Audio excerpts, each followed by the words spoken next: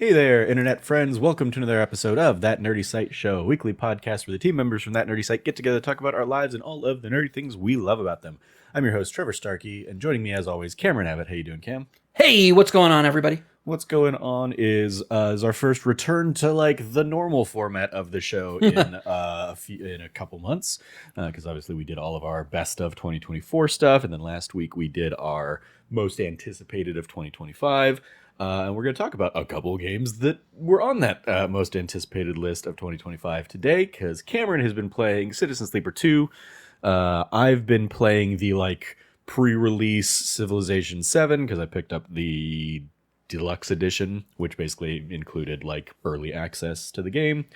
And then I also picked up the Sims 1 and 2 Legacy 25th Anniversary editions and played a little bit of The Sims, revisiting that, since that was such a mainstay of the end of my high school time. Because that's about when it came out. God, I'm old. Anyway, so those are going to be our kind of three main topics today.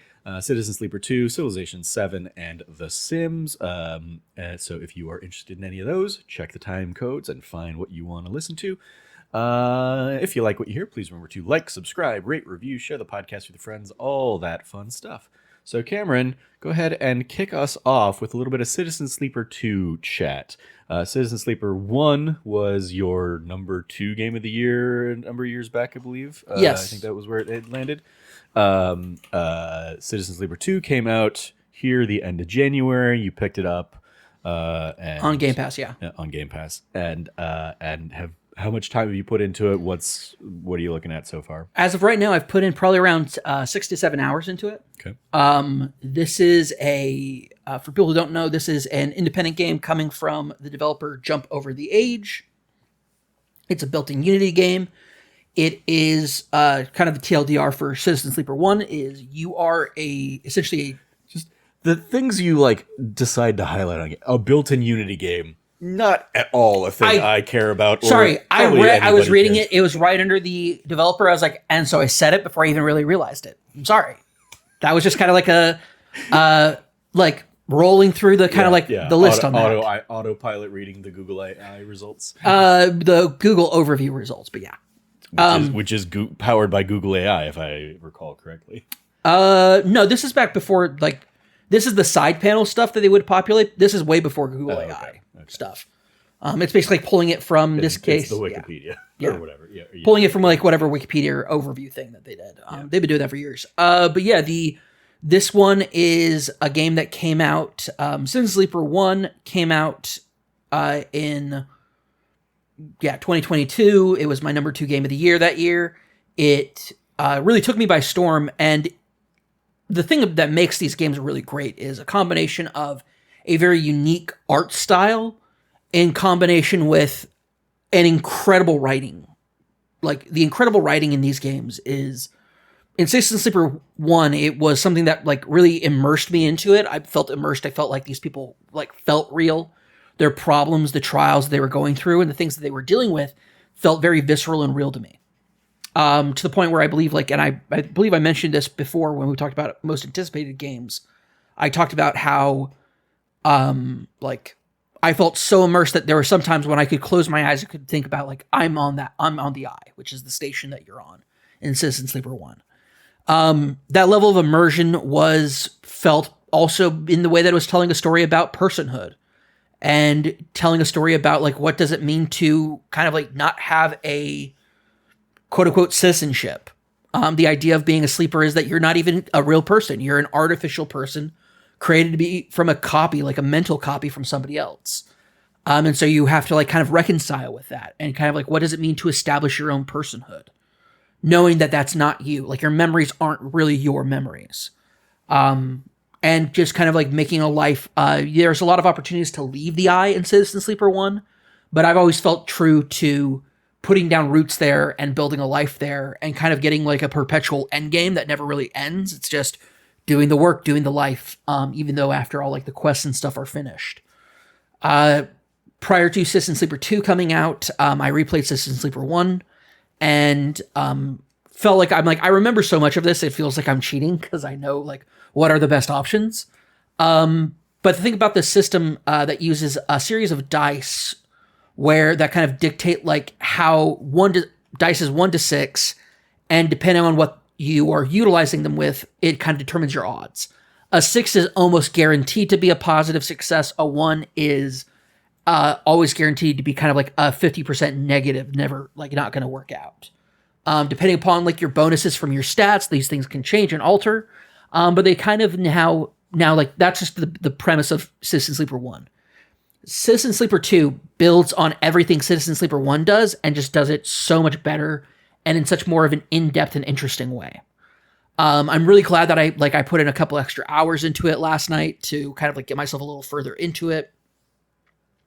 And getting further into it, this time, instead of you being just like a regular sleeper who has now escaped from the corporate, your corporate slave masters, you are like your journey starts with you waking up, basically being jailbroken out of your citizen sleeper state.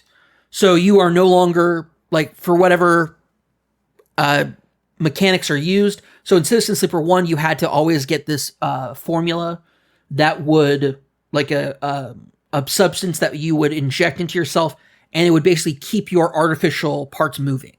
And it was meant to make sure that you, as kind of a security guard of if sleepers leave, their bodies deteriorate over time, and that way there's not a good reason for other corporations to like steal sleepers, to steal corporate secrets, so to speak. And so that's part of your motivation Citizen Sleeper 1 is to find a way to reliably get more of this stuff. In Citizen Sleeper 2, that's not a factor anymore because whatever started that you wake up in the middle of in the game, when you start the new game, that has basically solved it for you. And it's basically there's 3 different classes in Citizen Sleeper 2, and each one of them has a unique ability because of this jailbreaking. I'm an operator, and so mine is called Reboot, which lets me reset one of my dice a day. Like my lowest ranked die, I get to reroll a day. But it also adds a stress. So instead of having a condition bar where it's like you're constantly trying to replenish it because you have to use this, you have to inject this formula into you. Instead, now it's just based off of like standard stress. So you have elevated yourself outside of standard sleeperhood, but you still aren't human. Not only that, but the person who, like, and the other thing that happened is because the process was interrupted, your kind of your digital brain that was copied has now been wiped. So whoever you were before even, you don't even know, you don't even have those memories. And so you're for all intents and purposes, a blank slate going forward. But there's things that the previous version of you did, like there's a character named Lane who's like this like Yakuza looking guy who has been like basically rescued you from sleep, like being a slave as a sleeper, but then basically it pressed you into the service of his gang.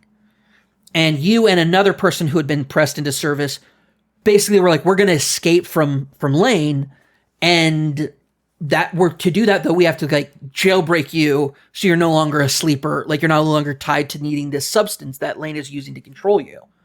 And Lane interrupts that. And so when you wake up, it's in the middle of him interrupting that, and it's just where you have to like get away from Lane. You work with this person who knew the previous version of you, and you're off to the races at that point because you're on the run. And so now instead of it being like just tied directly to like the cycles and things that are changing over time, like that was in the first game, now there's like, you are on a station for a limited period of time because if you're there for too long, Lane will try to find you. And kind of like, as you are kind of moving through from station to station, you're kind of picking up like a list of enemies and allies. And like, so more people are chasing after you, or maybe you double cross somebody because it was the right decision to make, but now it's given you a very powerful enemy. And so you're on the run from that as well. Like, and on top of that, there's a bigger thing going on that seems to be wiping out different colonies, and different stations. And this is all set to the backdrop of, at the end of Citizen Sleeper 1, you basically, because of your actions, depending on your actions, you can kind of like lay the seeds for a corpo war. So different corporations are essentially they've been kind of like there was a great what's called the collapse, which is originally there was one major corporation called I think it's called I'm trying to remember. I think it's Steinheim or Stoneheim. I think it's Stoneheim. Stoneheim was this massive corporation that eventually bottomed out and caused a massive economic collapse throughout the galaxy. And so now it's at a point where the other corporations have kind of like rebuilt themselves, and they're now trying to each claim more of the Stonheim like technology to try to recapture that that quote unquote golden era or that gilded age of space travel. And so everything's kind of like very, once again, back to like cyberpunky space punk type feel as far as like the design goes. And now you're kind of dealing with a lot more of now what's really cool is that instead of just being on one station the entire time, you're traveling around what's called the belts. So there's different like sectors of the galaxy that you can go to. And they all have missions and stuff that you could do. But it's all tied to the fact that like, yeah, you're on the run. You have also, there's this greater mystery going on, and it's more about than just living day to day. It's about being part of a crew. So you go on these missions and you have these people that you have built out to be allies. And this kind of helps the kind of struggle of Citizen Sleeper 1, which is if you didn't have one of the other two like you weren't one of the other two classes, certain storyline missions were borderline impossible. You had to do so much prep work or find an alternative route to do it. So you had to like really explore through that game.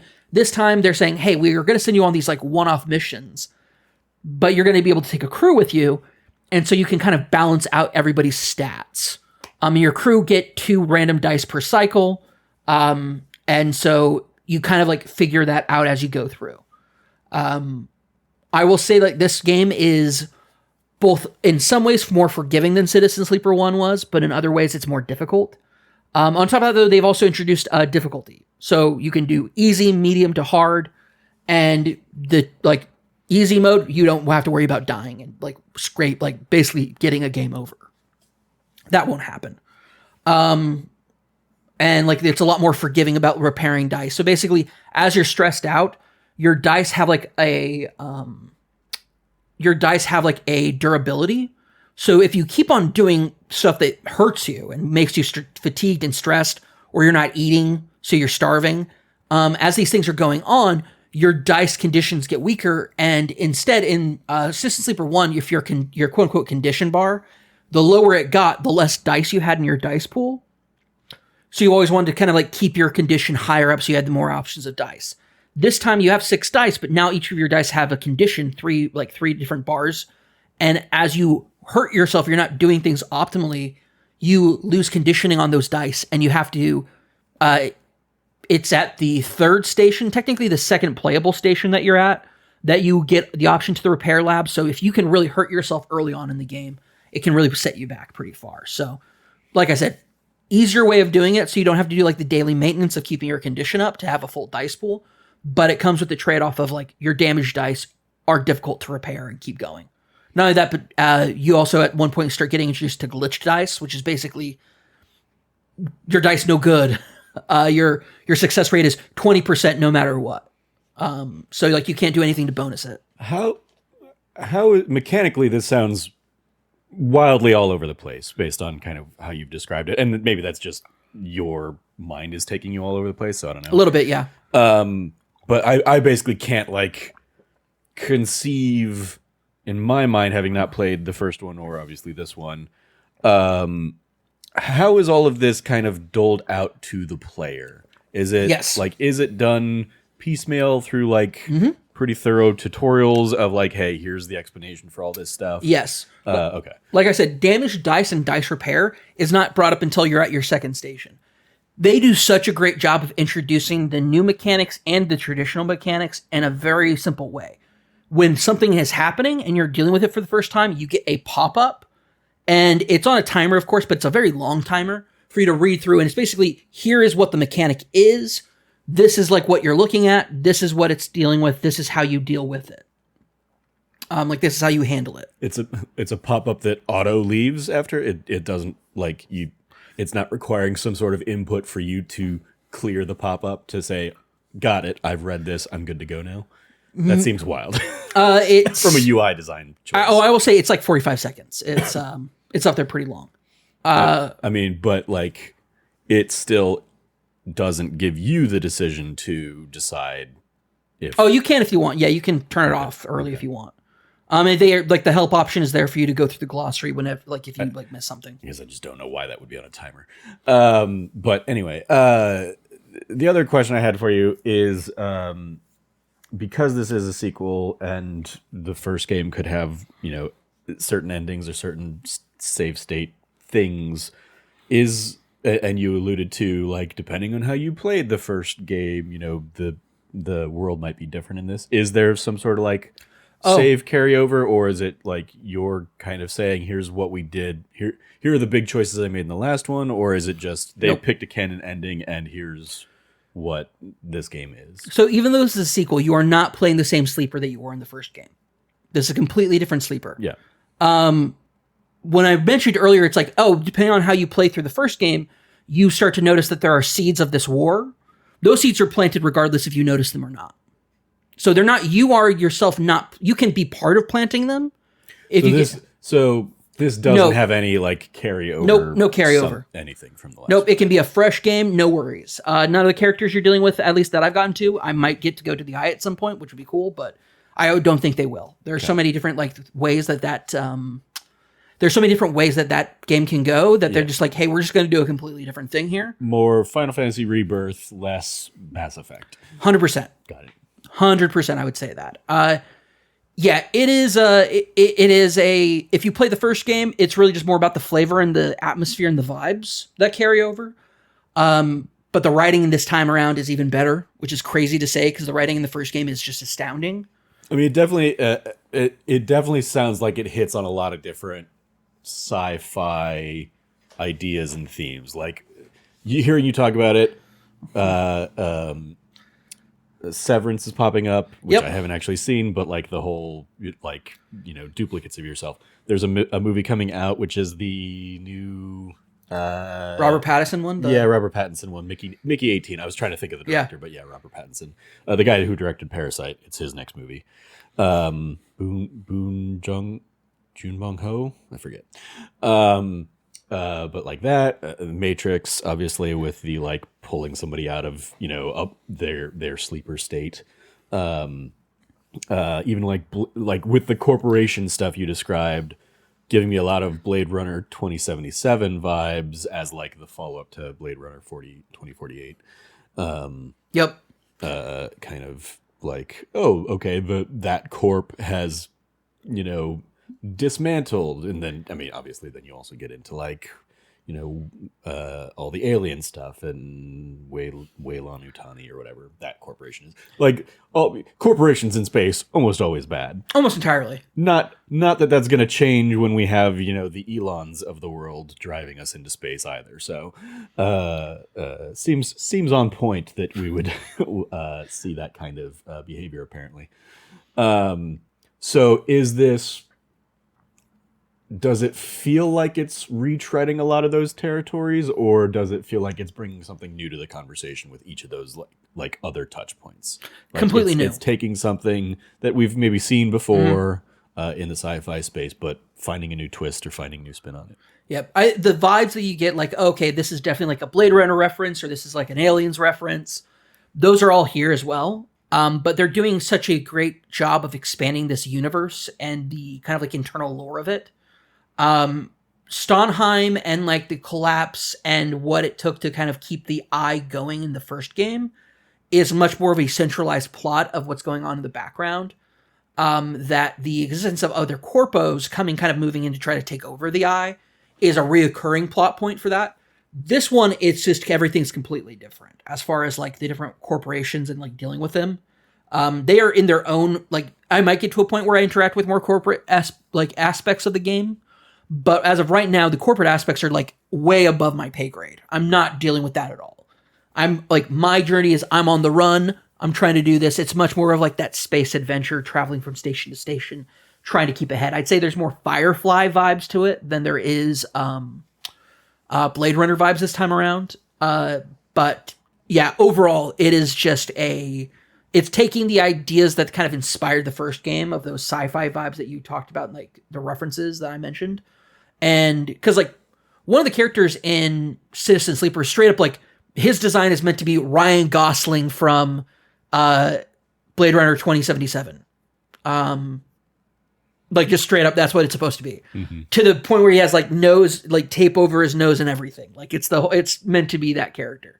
To the point where like he's chasing you down because he's basically like a Reploid hunter, a Blade Runner. They don't call him a Blade Runner, but he is basically a Blade Runner chasing you down.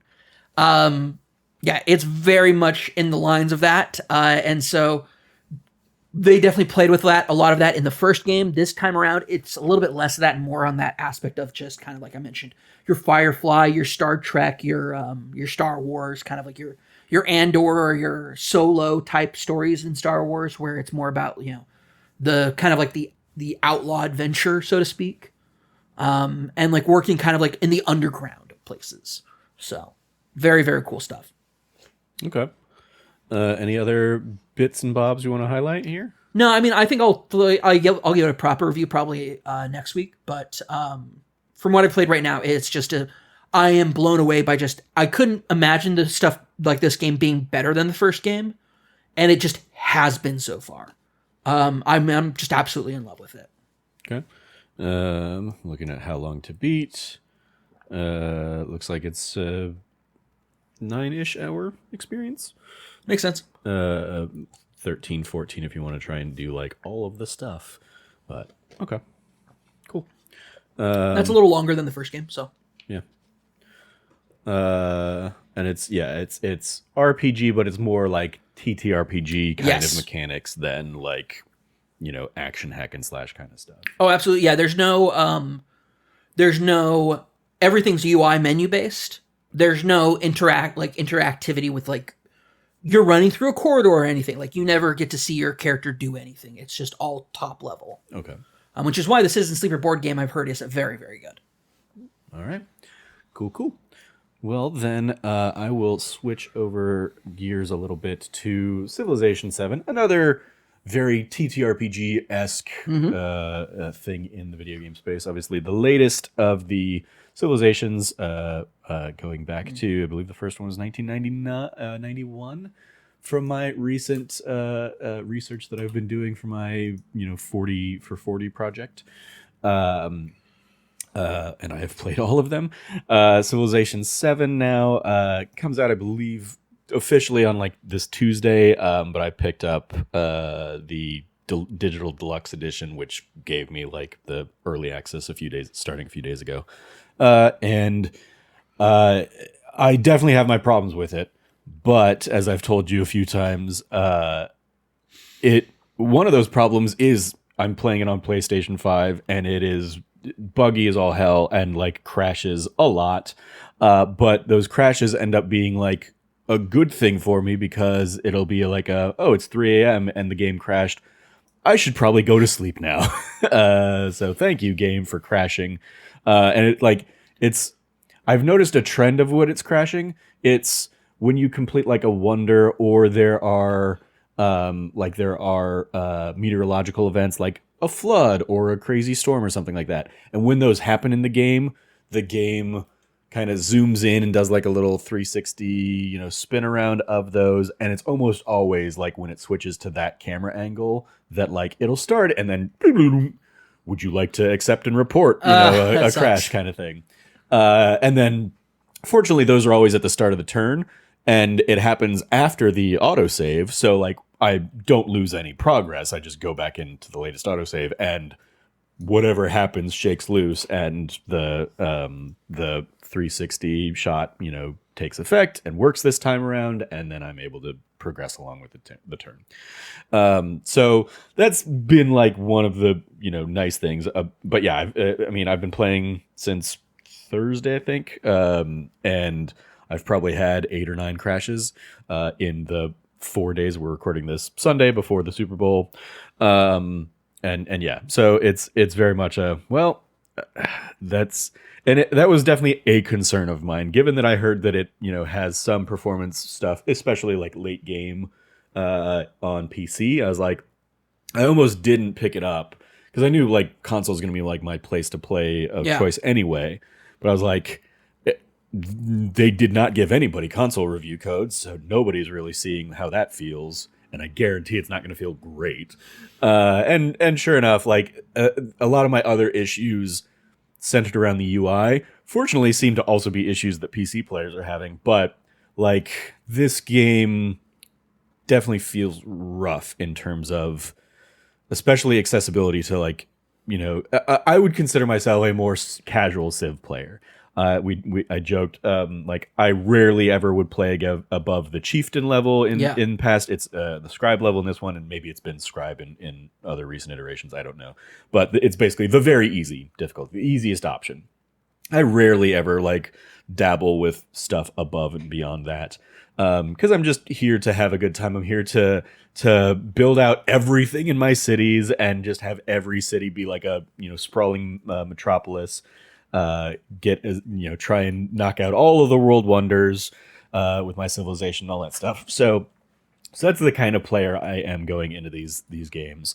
And some of the new changes here in Civ 7 are, if you want to follow along with what you need to do with this change, you got to do a lot of reading. You got to read the pop-ups that come up, and if you miss something, it is like next to impossible to find where that information is. It's not in the Civipedia, and if you are trying to look in the Civipedia, that's like a nightmare to try and navigate through on console. Probably a little easier on PC, but like the thing that gets me on console is it has like the PC interface. So there's like a search bar, and it's like press triangle to search, and you type in the word that you're looking for, which is a word I know is in this thing, like artifact. The specific example I will give is artifact because it's tied to like a third age, like win condition kind of thing, where now that you're so the ages system that we'll talk about a little bit more in depth. You basically start in the age of antiquity, then that ends and you move into the age of exploration, and then that ends and you move into the modern age. In the modern age, in each of the ages, there are 4 kind of like quests that you can follow on. There's militaristic, there's cultural, there's scientific, and then there's like trade, economic. And the cultural one, I think it was in like the modern age was find and display 15 artifacts in your buildings, and these are like you can find artifacts through like little in-game events of like, you found a ruin that's on the map in the way of like the old like barbarian settlements kind of thing. Yeah, okay. You can find those, and maybe there's an artifact from an era gone by. In each age, a lot of your stuff becomes obsolete, but you probably still have your temple from the antiquity age there in the modern age. But as you're building up and putting new buildings into the modern age stuff, you can basically build over your older buildings. Oh, okay. So if you build over a temple from the antiquity age, maybe you'll uncover an artifact that was long lost in that temple or something like that. So there are ways to find it there. Cool. But then the most reliable way that the game kind of introduces after you've followed some of the checkpoints is the thing I read was you can research in a museum or in a university where there might be dig sites or something like that. Oh, cool. You can research archaeological finds. Cool. And I was like, okay, I've got a few towns that have at least a museum, a few towns that also have a university. How do I do that? What am I missing? Like I built a museum and it didn't I was going through the menu in the city builder of is this a unit that I need to build? Is this a building? Is this a But it was this. Is this a wonder? Is this a cultural option that I need to build? Of like in the past, it's like, hey, you don't want to build anything. You just want to put points into culture or science. Is it like one of those things? Can't find it anywhere. Just completely coming up blank, not finding it. So I go into the Civipedia and I'm like, artifact. Tell me tell me how to find artifacts. To get the win condition, I need to find and store in various buildings 15 artifacts. And the artifacts are like the mechanics get kind of reused through each age. So in the Antiquity age, what will be artifacts in the modern age were codexes.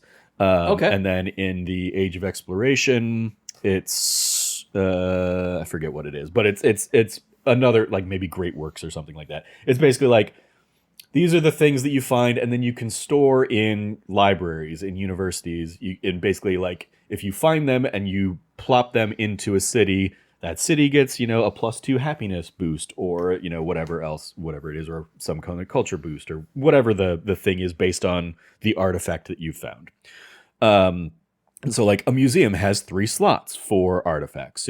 So you can put up to 3 artifacts in a city with a museum, kind of all that stuff.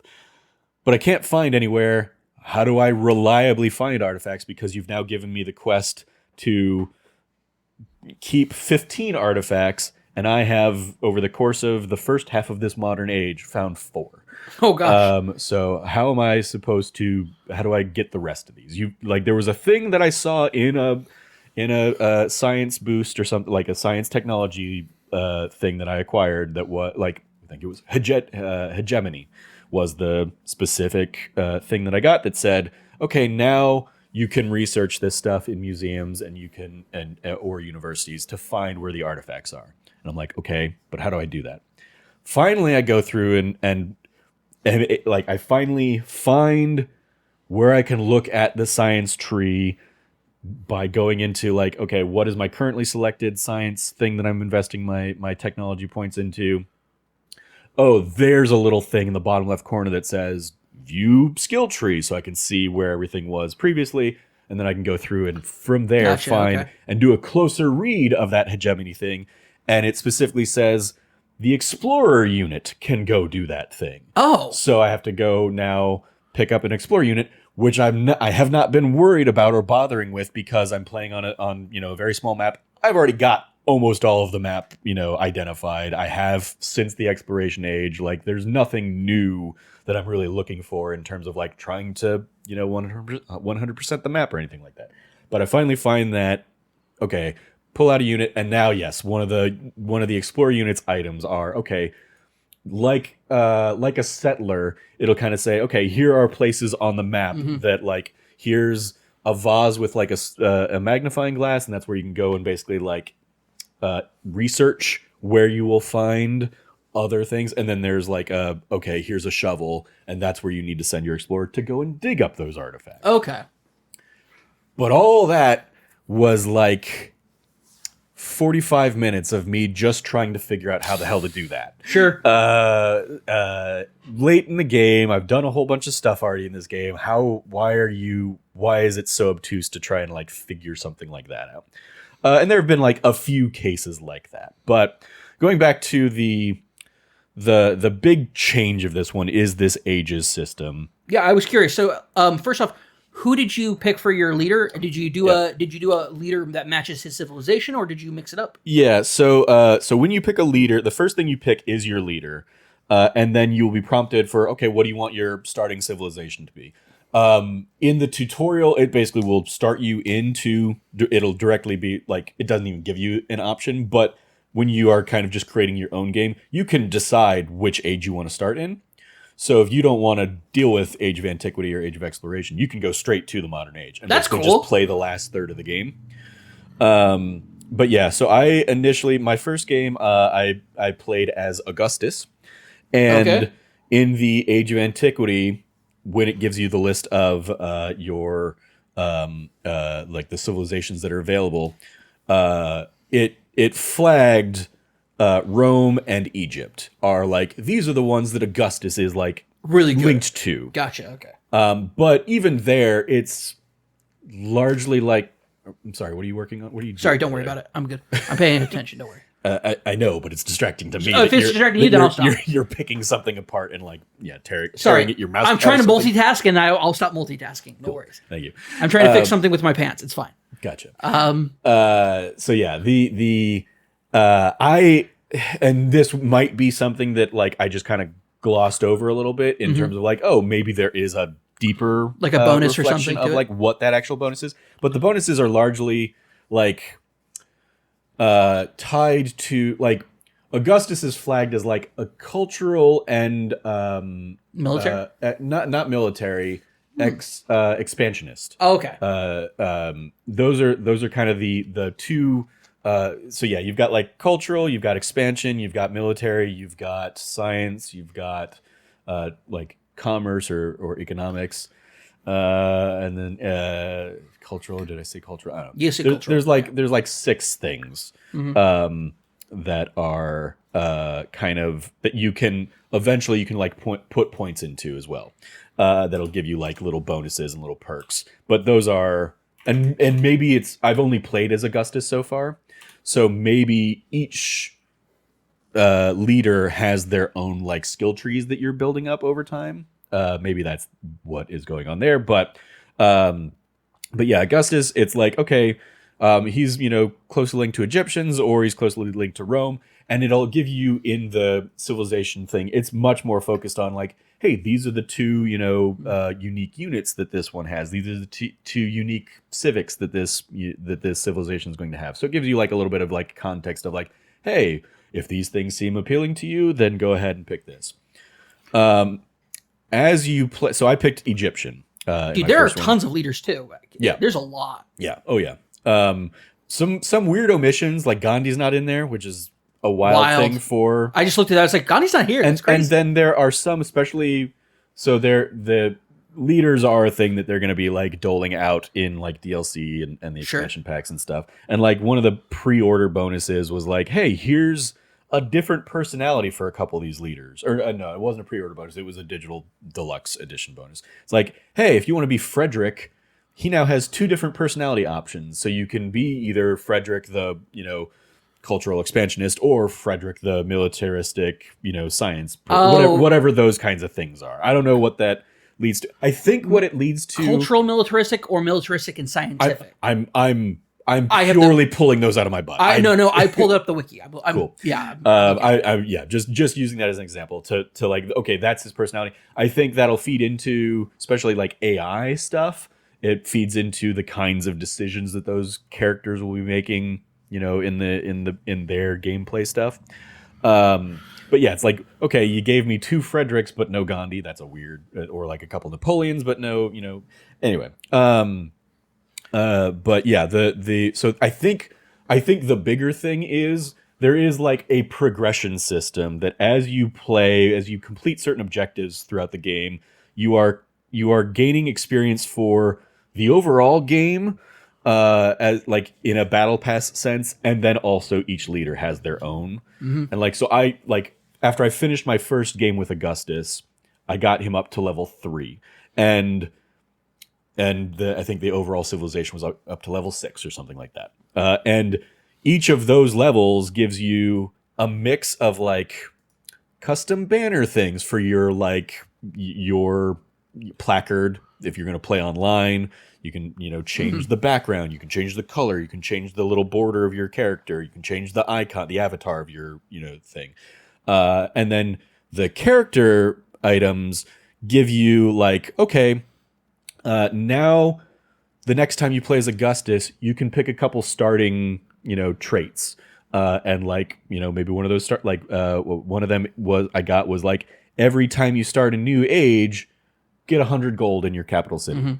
Like, something like that. And it's like, okay, that's a neat thing. I think I ended up picking like, for every settlement you have, maybe one is a simple one is like, start with +1 to your settlement cap, because there is a, like in the beginning, for I think most things, you are capped out to 3 settlements. Like if you try and build more than 3 settlements, happiness in each of your towns is going to take a hit.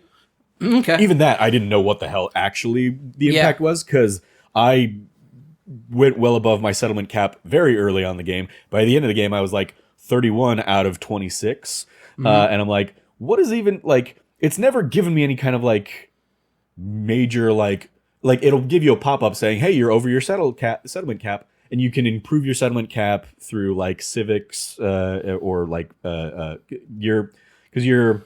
there's like scientific technology advancements and civic advancements are basically like the two things that you're investing like research currency in over time. And a lot of the civics ones will like have, this one will give you a +1 settlement. So you can, build more towns and cities. But yeah, if you are over the settlement cap, it's basically like, minus 50% happiness, for that town or whatever it is. I don't remember. But my towns were so buffed that like that never actually impacted me. So nice. I was like, I'm perfectly fine living over the settlement cap kind of thing. But yeah, if you like, there might be a little starting thing that lets you have, okay, you can start with one more. So as you play through the Age of Antiquity, as I'm playing through as the Egyptians, you can trigger certain criteria that will unlock an empire that you can choose in the next age. So like by default, because I was playing as Augustus and because I was an Egyptian, I was going to have access to a few different civilizations. I ended up going into the Exploration Age as the Abbasid Empire, which I know nothing about, but it was one of the options, and it was one of the ones again that like was tied to Augustus, based on the Egyptian heritage there. But I remember unlocking something at some point. I don't remember which civilization unlocked, but I basically I got a prop up that said civilization unlocked because you have 3 cities in a tundra environment. This civilization is unlocked, and basically I could pick from that. Like that got added to my list of options the next time around that it might not have been otherwise. Like there was one that I unlock in the Exploration Age for the Modern Age that was America, and now if I'm playing as like the Harriet Tubman leader, I will innately have America as an option in the exploration or in the Modern Age, but if I hadn't done whatever certain criteria I needed to meet, I might not have had it. And when you're looking at the like select screens, especially in the later 2 ages, it'll very much say like, here are the checkboxes that like you need to check off one of these in order to play as this one. And so a lot of them are dependent on who you play in a previous era. So like I think I had the access to the Abbasid Empire. Less so because of Augustus and more so because I had played as the Egyptians in the First Age. That makes sense. So it's like, okay, you were an Egyptian, so naturally they will segue into this group in the Third Age, and then I did just switch it up in my Third Age to be America. Okay. So yeah, in the Modern Age I was America, and so what happens as you are playing through each age? As I said, you've got like 4 kind of leaders that are giving you like little quest lines. The cultural quest line at the beginning is, hey, the end goal is have 7 wonders. Yeah. And it's broken out. Each quest is broken out in basically like a 25%, a 50%, a 75%, and the 100% checkpoints.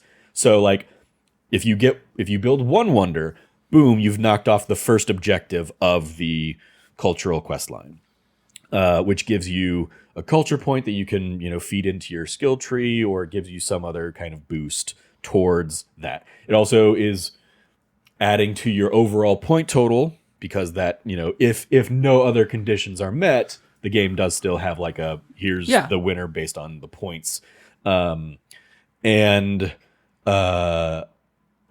also anytime you hit one of those milestones, and especially when you hit like the finish milestone, it advances the age further along.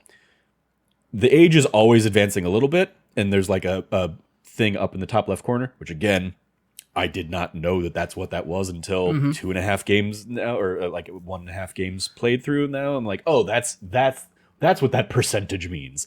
Like every turn, that meter is ticking up a little bit. But if you hit one of those milestones, it'll tick up, 3% or 5% or 10%, something like that.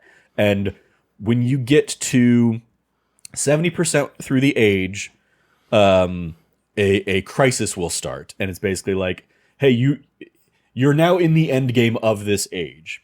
So the independent city-states are going to be a little bit more aggressive. They're going to pop up, and they're going to be a little bit more taxing.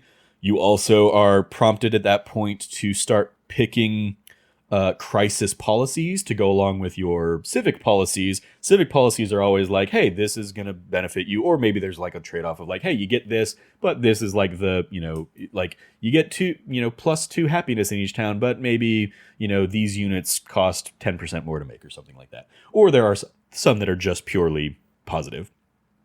The crisis policies are negative. Like Sure. And so it's a mix of like, okay, let me try and find one that doesn't really apply to my situation, or one that I can deal with. Like, you can, with a lot of the city states and the independent civilizations kind of starting up, you can befriend them and you can bring them you can become the suzerain of them, and basically they will be an allied city-state with you, and then you can use influence points if you want to, beyond that, bring them into your fold entirely and just make their city just annex one them? of your cities. Yeah, annex them. Or you can incite How very American them, of you. yeah, you can incite them to be your ally elsewhere, something like that. But like one of the things that you get warned about when you're now nearing the end of an age is the independent city-states will not carry over into the next civilization. You will basically every new age is a lot of, you're going to be starting over again from scratch. Right, yeah. So the only way to carry them forward is to annex them, basically, is to bring them into your fold. And that requires influence and like a certain number of turns and depending on basically, how fast the game is playing that you're doing or some of those other things. But also like even getting them to ally with you in the first place uses influence, and you might have another player person that is also trying to win their influence, and it becomes like an arms race of like I was just doing this in my second playthrough where it was like I was doing this with it wasn't Babylon, but Babylon's one of them, so let's say it was Babylon. Sure. It was basically like, okay, by default I'm playing this game on like the epic speed level, and by default I can use this, and it's going to take 90 turns for it to be fully, befriended to me. Gosh dang. But you can spend more influence to speed that up. To speed that up. And so, yeah, if you spend like an extra 90 influence, okay, now that 45 turns drops down to 45 turns. And you basically just keep dumping influence into it. And now it's only 5 turns. But, Frederick has also done this a lot. And he's at, like it started out, okay, Frederick was a little bit ahead. But I ended up putting enough influence that it was like 5 turns for me, 6 turns for him. Mm-hmm. So I ended up, keeping an eye on it and being ready to dump more influence in if I need to. But I befriend them, and this might also affect your relationship. Like Frederick might be mad at me because I basically like took that civilization or that independent state from under his under his rug, and I've had this is another one of those pain points. I will get pop-ups, or I will get like the leaders scenes come up, and it'll be hey, stop that diplomatic action that you're doing with this other leader. Doesn't tell me what other leader it is. Doesn't tell me what diplomatic action it wants me to stop. It just says stop this other diplomatic action, and the options are like accept or reject. If you accept, you will stop that other diplomatic action. If you reject, but you don't know which one it is. You will piss this person off a little bit more. But yeah, I'm looking all over. I'm like, I have no idea which one you're talking about. You don't have to make a decision in that moment. You can press cancel, go back out, and then go and like review diplomatic the diplomatic actions you have to try and like deduce. And maybe you only have one, and it's like, oh, that's what you're referencing. Okay. Now I know what I'm pissing off. But yeah, it doesn't tell me in that pop-up of like, hey, like I would expect it to be like in parentheses, stop befriending the Babylonians. Normally in the previous diplomatic scenes with another leader, it says like, I've seen you've been working with these people. I want you to stop. Yep. And this does not. And this, it's just like, hey guys, this game is getting a lot of shit for its bad UI. Yeah. And this is just another one of those examples. Gotcha. Where it is like, this doesn't give me any of the critical information I need to make this decision. Like, how did this get past anybody?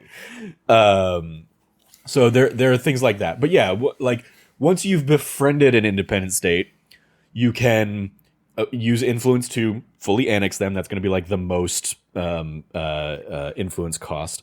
But you can send them aid if you want. You can encourage them to grow their borders. Okay. You can encourage them to build a combat unit, a military unit. And then, yeah, basically, if you get into a fight with somebody else, you can basically bring them in and say, hey, I need you to help me out with this. And again, that's going to cost influence because they're still, they're allied with you, but they're not your, they're not your people. You don't control their units. They're still all moving independently. But yeah, if you want to keep them, you have to basically like pull them over into your civilization before the end of the age. And so you get those kinds of things as you're nearing the age. And like one of them was, -6 combat against independent states. And I'm like, well, my army's pretty beefy. And I'm not like fighting a ton of these independent states in my first go around. So I was like, okay, I'll probably be okay with that. I didn't realize that part of the crisis is a whole bunch of new only hostile city-states pull up for that last little bit. So they're just going to always be like popping up. And even if you like swat them away, they will like return after a couple turns, basically through the rest of the age. So you might have like that as well, you got to prepare for that. Sucks if you're not a militaristic thing because you're going to have people trying to fight you anyway. But you build up, if you built up walls, you're going to still be okay. But yeah, anyway, so things like that. And then, so an age ends, and there are some items as like when you're building out city improvements and stuff, a lot of them will say like, we'll have an indicator of this is an ageless item. So this is an item that you can build in any age. It will continue forward into any age. You don't need to feel like you're going to be like wasting, your resources pouring into this one kind of thing. Especially when you're getting to that like near the end point. But then, yeah, I mean, if you don't build some things, you won't have the option to build them in the new age because they are now out of date. They're obsolete kind of items or units. So an age ends, and based on how many of those like quest lines you completed, you'll be given certain rewards. If you made it fully through one, if you made it like if you got fully through the cultural wonder one, at least as Augustus, you're given basically a list of potential perks that you can select, as well as points that you have to select those perks from. You're not going to have points for everything, but like, okay, you did everything in the cultural branch, so you got 3 cultural points to use, and you got an option. If you want to spend 2 cultural points, the golden age, victory thing here was any amphitheater you have will become a golden age amphitheater in the next age. So it will, cool, okay. It would have been an obsolete unit, but it'll carry over and you'll get like a good cultural boost for any of those that you have in your cities. So that's a cool little thing. I was like, I have amphitheaters all over the place in my first game. Yes, I want to carry those forward. Great.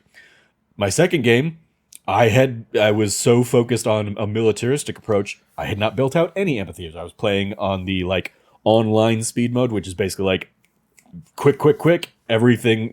I was through that first antiquity age in probably an hour, and it was like I did not have time to build up all my units, especially because I was being bombarded on a bunch of sides. So I was I got forced into military by default almost. So yeah, I didn't have any amphitheaters. So I was like, well, even though I still did all the things, I built enough wonders to get that improvement option. I'm not going to pour the points into that because that's a waste. So other things are, okay, you spend a culture point to get one of the culture points on your tree on I guess they're legacy points at this point into the new age. Okay. And then like, okay, I can spend a cultural point into my leadership, tree of cultural abilities and stuff like that. And yeah, it is like it's a skill tree. It's like, okay, the first one is maybe you get +2 for every, every +2 culture for every, city in your civilization. And then that, opens up 2 different options. And okay, now I can pick, a production boost on buying building cultural buildings, or a +1 culture for these particular cultural types or something like that. And you can basically choose which one is going to apply best for you. So yeah, the legacy points you're getting are like a mix and match of, okay, I opened a few trade routes, so I got a couple trade points, and one of those rewards, if I want to pour the legacy point into it, might be +5 gold for each antiquity age trade route that you had. So Okay.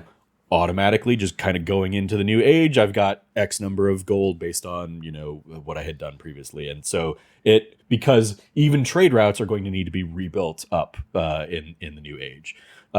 So yeah, you basically pick and choose what's going to work the best for you in that regard. In the new age, some of your units carry over. So each you have like your individual units, of course, and then you have like your army commander units. And the army commander units will carry over, and then like a number of your units carry over, but maybe not all your units. If you have like a ton of units, it'll basically like It's only your specific units, army right? commander units will fill up Yeah. with whatever units they have, and then I think you get like 6 extra units beyond that. So if you don't have a lot of army units, like if you have no army units going into the new age, you're going to have 6 military units that carry forward with you, and it's going to pick and choose probably your strongest ones based on whatever. That's what I've stats. heard. Yeah, this is the part that I knew about, like the trend.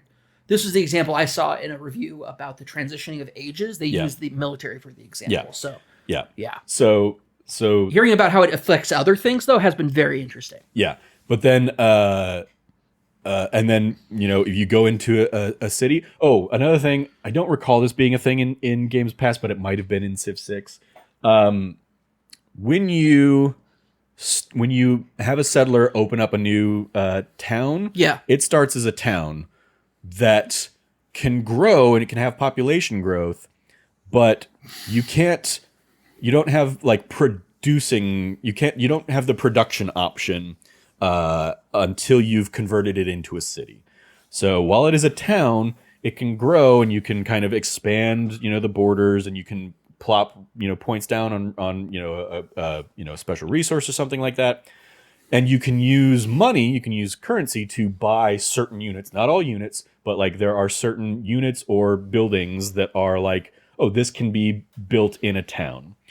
But until you actually convert it into a city, you can't basically just build things up over time with production points. That that might have been in Civ 6. I didn't Yeah. play Civ 6, but that sounds new to me. That is another thing that like when you move into a new age, your capital city stays a city. Everything else reverts back to a town, and so you've got to like reconvert those to cities in the new age, kind of thing. What the heck? And That's annoying. there was one in when I moved from the exploration age to the modern age, specifically going into America. One of the legacy transitions I got that was a free legacy transition. It was a 0 cost. Was basically like, hey,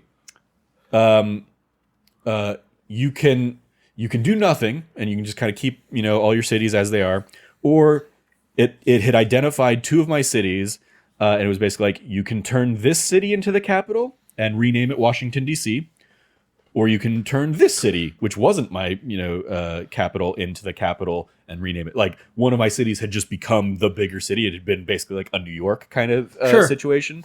And it gave me the option of like, okay, you can turn that. And I was like, you know what? That option is more centrally located. I think that would be a better place for my capital city. So yeah, I'll go ahead and do that. And it was a free choice. That's pretty cool. Yeah. I like that. So yeah, I was like, oh, that's a neat little thing. And yeah, it didn't cost me any legacy points. Because if it had, I would have been like, I'm fine just keeping my my main city. But it was also like my capital city for those first two generations was already like at max limit. I couldn't really build new stuff in there. Sure. Like I could only be overbuilding is what they call it when you are putting each slot, each space on the map.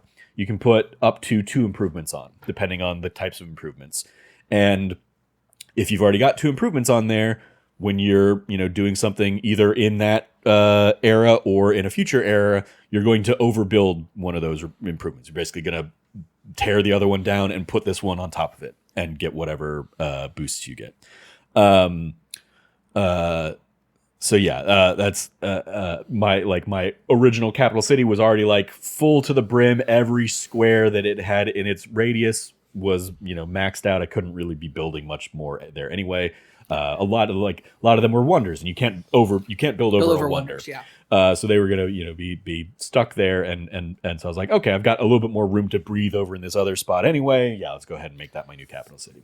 That's pretty rad. I'm not gonna lie. Yeah. So yeah, one of the things, and I forgot that I had to do that, or I missed that I had to do that. I think in the transition. So like I was still getting that like prompt every few turns of like, hey, you go ahead and grow this city, and basically it's like, okay, city map pops up, and you're given like, okay, here's where you can expand, here's where you can put something else down over on top of this other item, or you can if you don't want to expand your place or put down an improvement, you can add specialists to certain districts in your area, where you can basically be like, okay, I'm gonna, instead of doing that, I'm gonna add a specialist to like the capital district or whatever it is, and that gives you a boost in happiness and currency and science, and there are going to be some boosts that you can get, some policies that you can get are basically like plus 50% for every specialist in your city or something like that. So yeah, you can get kind of mix and match and go nuts with those kinds of things. So yeah, those are the big and as I said, when you start a new age, it is effectively starting the game over again, but with whatever some of the big things that you carried over, like all your placement on the map is still there. Oh, one of the things specifically in the move from antiquity to exploration, in antiquity there is no way to leave your coastal area. You cannot, you can't do what you maybe tried to do in the years past of like, all right, I'm going to see if my trireme can, make it out there across and find a new scope of land or something like. You can't go into open waters in the Age of Antiquity. So you are locked into whatever your starting continent is, whatever shape and size that is. Mm-hmm. You can only start moving into foreign lands in the Age of Exploration. In my first game, I was playing on a very small map. All 3 of the civilizations that I was playing with were on that continent. So when I moved, in the Age of Exploration, when I, started pouring points into naval vessels or having my military units sail across the sea, I found a whole bunch of like islands to the west of our main continent, and I basically just started sending settlers over there and started like building up, those little things to get like a lot of the, water resources that were out there that I hadn't seen before. And then moving forward, there was another, there were like, the game also will give you like names, like the name of our base continent was Congo something, and the name of the second continent was Atlantis. I was like, oh, that's neat. But so I start building up, and there are a lot of, independent states there on Atlantis, but I, bring enough military force over that I can kind of, military force and settlers that I can bring a foothold over. And then you get into this idea of like your home territory versus distant cities. And a lot of things will be like, oh, if, this will be a +1 boost in your, in your area, but it'll be a +2 boost in a distant city. Mm-hmm. And you can, finding things to trade back and forth and all that stuff.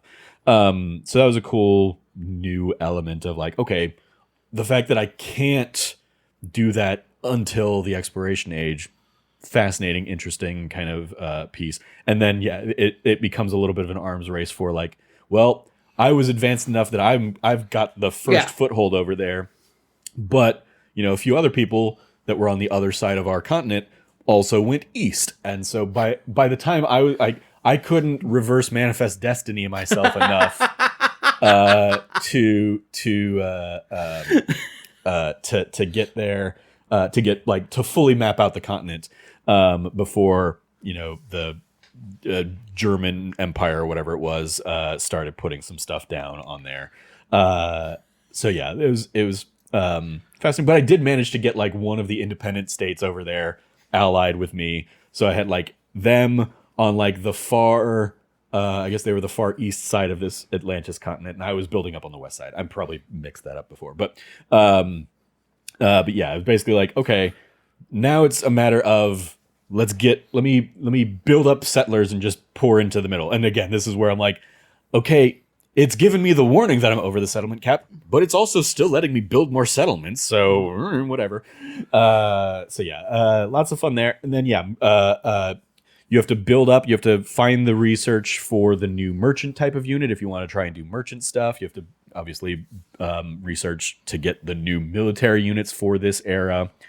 And then also researching the new buildings that are available in this era. And so it is effectively, any game you're playing is basically, if you're playing start to finish, 3 mini games of Civilization.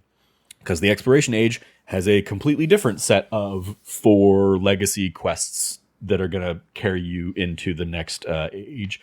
And then the Modern Age also has 4. So like in the beginning age, Age of Antiquity, the cultural quest is get 7 wonders. In the Exploration Age, I think it was it has much more to do with religion and like convert or spread your religious beliefs to X number of cities, or get like this much of the map believing your religion versus others. And so that's sending missionaries to your allies or building up your own religious buildings and stuff like that. And then in the age of the Modern Age, as I mentioned early on, that's where the artifacts was. So like each of the different eras, if I wanted to stick with like the cultural approach each time, even there I'm still having to do very different things. But it also, the idea, I think the intent is like, hey, it's a clean slate now that you're in this age, so try the science route if you want to try the science route. And especially if you like, since it's easy enough to get like 1 point in each of those things, the more you diversify anyway, the more points you're going to have towards your overall end game score. Makes sense. But then again, we get to like just weird bad UI stuff. I get to the end of the Modern Age. Yeah. And I'm going because I've spent 45 minutes trying to figure out what I need to do with those artifacts. The Modern Age quests each have their own, like, here are the things you need to do to unlock the real final quest. Okay. So, for if you want to do the Space Age route, it's okay. Step 1 is, research flight and then select the option that is like do a transatlantic flight, which is going to be X number of turns. Step 2 is, I forget what step 2 was. But step 3 is like build, research satellites and build like, a launch pad and shoot a satellite up into space. Once you've done all of those, you've unlocked here's the space race. Build a rocket that's going to go to a different planet. For the artifact one, it was, okay, once you've got all 15 artifacts, we're going to unlock the World's Fair Wonder. And you will have to build the World's Fair Wonder. Oh, cool. Okay. I would think so too, but I got the 15 artifacts and it said, now you've unlocked the World's Fair Wonder. And then when I ended that turn, it was like, Modern Age has ended. Game over. So I think what it was, I wasn't paying close enough attention, but I think by doing, by finishing that quest, I think I got enough points that put the age counter up to 100%. And so at that point, it was just like, here's your score, or we're gonna like the winner is based on who has the highest score. Didn't tell me any of that though. This is all just my speculation based on what I'm That's guessing. dumb. That's so bad. Okay. What I'm guessing happened, because it just was like, you won.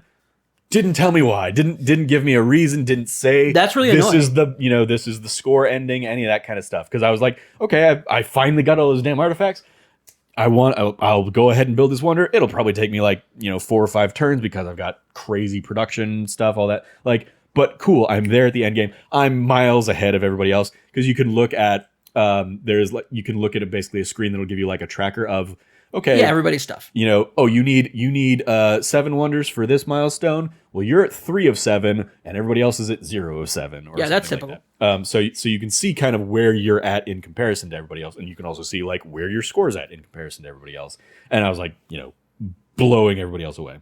But yeah, it was just like the game ended. And I was like, and there is no one more turn option that was a staple. That's of annoying. the Yeah, stuff. that's a super standard one. Because I was like, this is okay, the last turn. Okay, cool. I won. Let me go back in and build that wonder. I want to do, and I have thus far have not found a way where it will let me do that. That's really weird and dumb. I don't care for that. Yeah, not a fan of that. Again, just very bad, weird choices. Especially again with the UI on that, it's just the modern age has ended, and then it goes into like a little loosely animated, and by loosely animated I mean it's a still frame of an image that they kind of like zoom in on, or they do a little bit of overlay stuff. It's not like a cartoon animation. It's just and you get these kind of animations at the end of each age basically that are specific to your civilization. So like, okay, the American when it was the Egyptians, okay, and I had built the pyramids are in the background, and we're moving into the age of exploration, whatever. But yeah, it was just like, okay, little thing pops up, and then like, here's the victory screen. And the thing it was much more interested in showing me was, hey, here are all the milestones you hit in terms of like the battle pass-esque experience stuff that we have. It's not, and I say battle pass, but it's just battle pass in like, okay, when you get to level 2, you unlock these things. Yeah, I'm not paying extra for a battle pass or anything. Yeah, like that. it's very much, it's the progression path. It's the progression tree type thing that they have now. Yeah. So yeah, like that was that, and that was my first game. It was like, okay, cool. Because I had also, I think, or I was in the process of sending a satellite into space. So I was like going down the path to unlock multiple potential endings, so I could, see which ones I, were easier or more manageable or something. But yeah, when it was just like, okay, game over, like you won, I was like, but like wildly unsatisfying, because it wasn't one of the, the cultural or the scientific victories. It was just, I had unknowingly done enough to trigger the 100% of the age cap. I mean, I get why they do that, like why that exists, but the fact that there's not a way for you like know that, or like they don't give you a heads up that it's almost over. Just it feels wildly unhinged at like. Yeah, that's dumb. That's really dumb. Incredibly unsatisfying. But yeah, so those are like, all that said, I've put 40 hours into it in the last few days, and as I said, like the biggest thing that keeps me from continuing to play the game is when it crashes and I look at the clock and say, oh, I should get to sleep, I have work in the morning, or I should get to sleep, I'm going to play board games with Cam, his brother-in-law, and their friends. Or it's 3 a.m. I'm podcasting with Cam in the morning. I got to get some sleep. Yep. So like, it's still, it absolutely has that like one more turn kind of like hook to it and gimmick. And the game, to its credit, at least for console, is it's good enough in the UI that it basically like walks you through like, okay, the things to do. You can, like it basically has the bottom right, like, here are all the different things that you're going to do on this turn. And just kind of takes you through them bit by bit.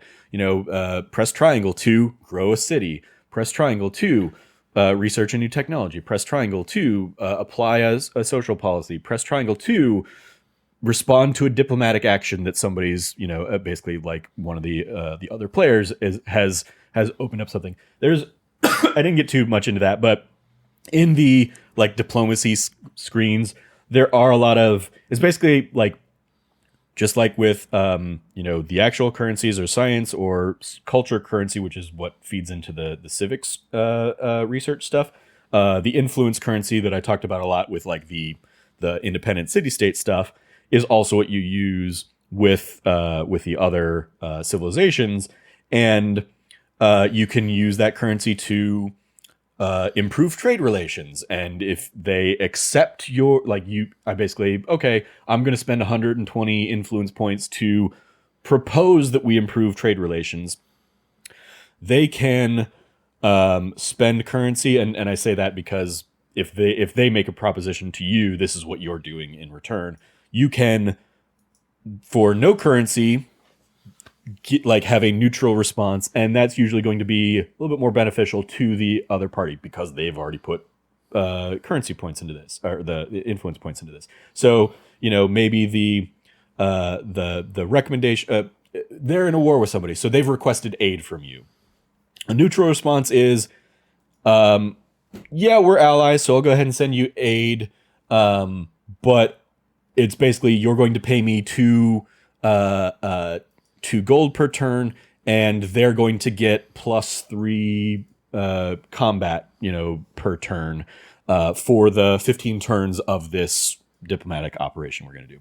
That costs me 0 influence points to respond to.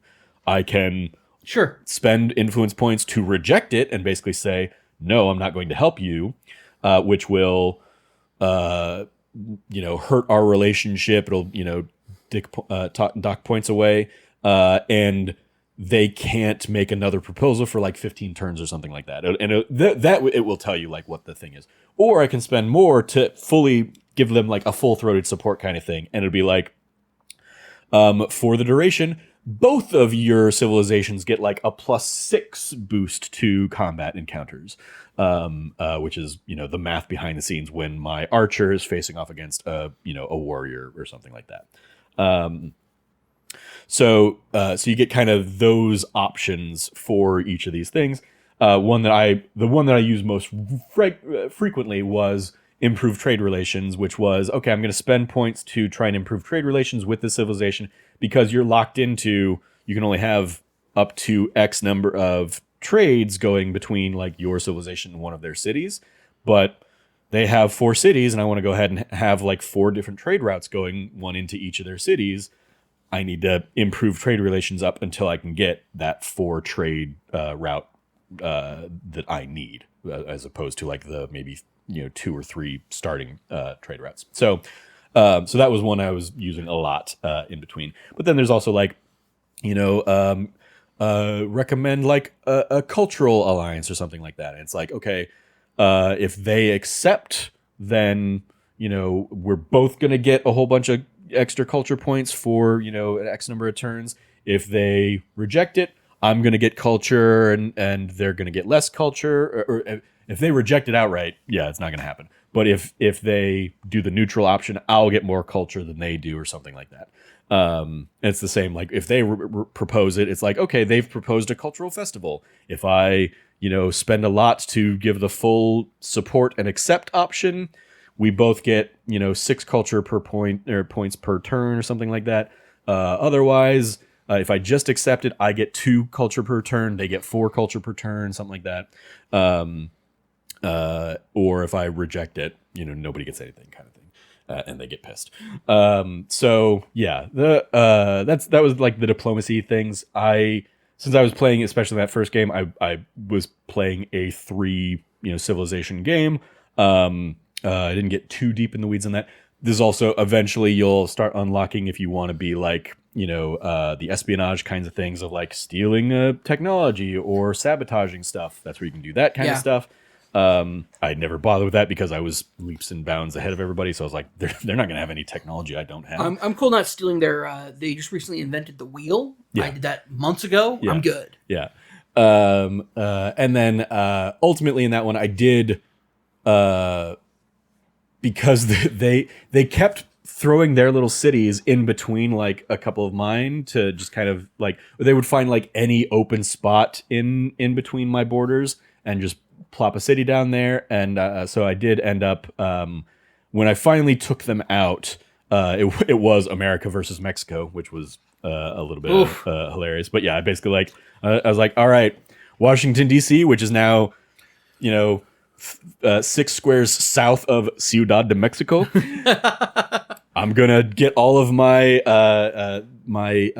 Marine units, which are like the unique one of the unique military units for the Americas, and basically just go and like wreck shop on their capital, and ultimately did take out that civilization. So it was like just me, and I think they were the Prussians by the end was the other team. And from then on, I just kind of like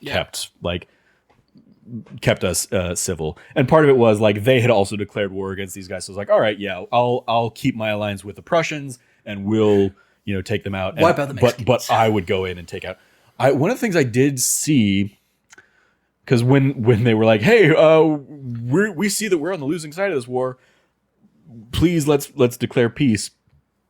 The only option I saw in like the peace trade that is a staple of the system was cities. I did not see any place where we could switch to be like, okay, go ahead and give me cash, or if you did have like technologies or civics I don't have, you could like put those in play. It was only a city screen, and they were basically offering every city but their capital, and they would have accepted the deal, but I was like, no, we're gonna do this the hard way.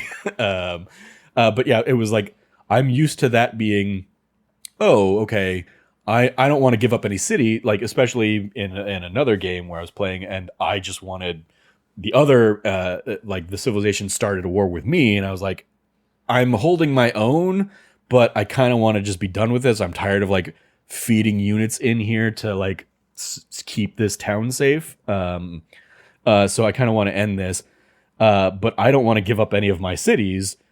Like, can we come to some other kind of accord? And I could not find a way to do that. So I was like, I don't know if that's a thing I just wasn't finding and seeing, and maybe it's there, but yeah, I was like, this is weird that it's only giving me the option to, trade towns. But yeah, so we've kind of been all over the place on this, but it's definitely has its issues. And they've already kind of come out and said like, hey, we're going to take this feedback in. We're going to work to address some of these things. The biggest change being the like different ages, like it definitely has its own unique pain points. Like the fact that it's just a ticking clock of when that age is going to change, and it's reliant upon all of the other civilizations feeding in. So while I was the dominant person feeding into it because I was the one hitting all those milestones, like when the other civilizations are also ticking a milestone on their end, they've now shot the end of the age up 5 points. In my second game where I was playing like the online speed super quick, I wasn't able to get everything researched. I wasn't able to, as I said, I wasn't able to I didn't have the time to put amphitheaters in all my cities and stuff like that. So like, I didn't like that I was forced to the new age before I wanted to be. I think that's a weakness of this system. But in that first game, I was like, I was at the point where every time I got like a science research a new science thing, it was future science technology, which is going to give you basically like a science boost into the new age, or future civics, which is going to give you a culture boost to the new age. So it's a double-edged sword. But I especially like that if I do want to just, jump in for an abbreviated experience, I could just jump straight into an age of or a modern age game and just do like, okay, we're all already dealing with tanks and planes and heavy infantry units or something like that. Like, cool that I don't need to go through the other 20 hours leading up to that point in a normal game. But I'll be curious to see how they adjust it and support it. Like, looking at the roadmap, the things that they're highlighting from like the kind of expansions that they're already offering are like, hey, we're gonna add new leaders. We're gonna add new personalities for some of the existing leaders. We're gonna add new civilizations into the mix. We're gonna add new there are some that are like, hey, everybody's gonna get these things, and it's like, hey, we're gonna add new natural wonders into the mix. That's in addition to the wonders of the world, you're on a randomly generated map. So one of my opponents apparently landed right next, or basically started their civilization right next to Mount Kilimanjaro, and they get some sort of boosts because of they're right by Mount Kilimanjaro. Because Mount Kilimanjaro's in there. But there's also a trade-off because, hey, maybe Mount Kilimanjaro erupts. Oh, shoot, okay. Like my starting thing with the Egyptians, I was near basically a floodplain, and that thing flooded a lot over the course of the game. And every time it would flood, the fishing boats that I would have in that river, in those like 3 spaces of the river, got destroyed, and I had to spend a turn repairing them if I wanted to in the in the city screen to get the benefits of those again. When those things happen, there is also like a boost to offset it. Like, even though the thing was flooding, I did get like +1 food, for each of those things when the flood happened. Or some of the island nations that I kind of built up were around volcanoes, so I would get like a little bit of a production boost around those or something like that. It was interesting to see how the environment played it. Like I said to you the other night, one of the game that I talked about here of like Augustus as the Egyptians, and then into the Abbasid, and then the Americans. That was like the first game I finished. The first game I started to try was another Augustus game. I think probably also another Egyptian game. But I got like, as soon as I founded my second city, I got hit by a hurricane in my first city and by a thunderstorm the very next turn in my second city. And like just all of the things around each of them had been devastated. And I was going to have to spend, the next 10 turns just rebuilding to get back to where I was. I was like, or I'm going to start a new game. There you go. So the RNG is a little rough, but those are also settings you can toggle in if you go into like the advanced setup, like the crisis stuff that I talked about of like, all right, the independents are going to get like a lot more hostile in the last 30 ish turns of an age. You can completely turn that off if you don't want to deal with that stuff, and you can kind of decide what is the level of storm activity or like world activity kind of stuff, as well as like how like the map sizes is wild, because it's like there are only 3 map sizes: tiny, small, and was it normal? I don't know. Standard, I think. Okay. No large, no extra large. Standard, admittedly, pretty big from what I'm seeing so far. But like, yeah, it's like the fact that it caps out there is just like that's odd. And then the like world map options, it's like continents plus or continents or like terraform or something. Like I've only played really in continents plus, which is, it seems to be like there'll be a couple major continents that are going to have a bunch of the civilizations kind of spread about them, and then there'll be some islands, maybe in between on each side of those continents to kind of get you from one to the other. And that's like I said, in my first real full game, all of the civilizations were on the same starting continent, but in a completely different game, you're going to have like a mix of, okay, I've made it to the end of this age, and I've only met half the other players in this game because all the rest are on the other continent. And interesting. So okay. I'm not going to meet them until the Age of Exploration, because that's the only time I can get to that other continent. So yeah, interesting stuff like that. One of the things I always loved doing, and I've not seen a way to do this thus far. Maybe it's something they're going to save for an expansion or a DLC or an update or something like that. I always loved playing on like our world map. Like, give me a huge map that is Earth, and if I start as if I'm playing as the American civilization, I start in in the DC area and basically in the Potomac, boom. And that's where I've always wanted to do I'm that gonna too. go. So that is how I played so many, especially like Civ 2, Civ 3, Civ 4, those earlier ones. I like before the big Civ 4 like graphical update. Yeah. Yeah. So many of the so many Civ 3 games, I just was like, let me play on the huge world map so that I know when I'm doing the Manifest Destiny in that, I know where I want to put Orlando. I know where I want to put Houston, or I know where I want to put Phoenix, and I can kind of put them in the approximate like real life location kind of thing. Yeah.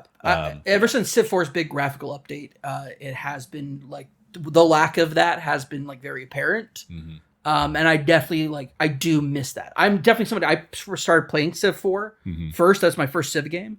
But then I went back and played the other ones, and I was like, I really like these things. And Civ 5 and Civ 5 brought a lot of those older things back into it. But yeah, lacking that global realistic map is sad. Yeah.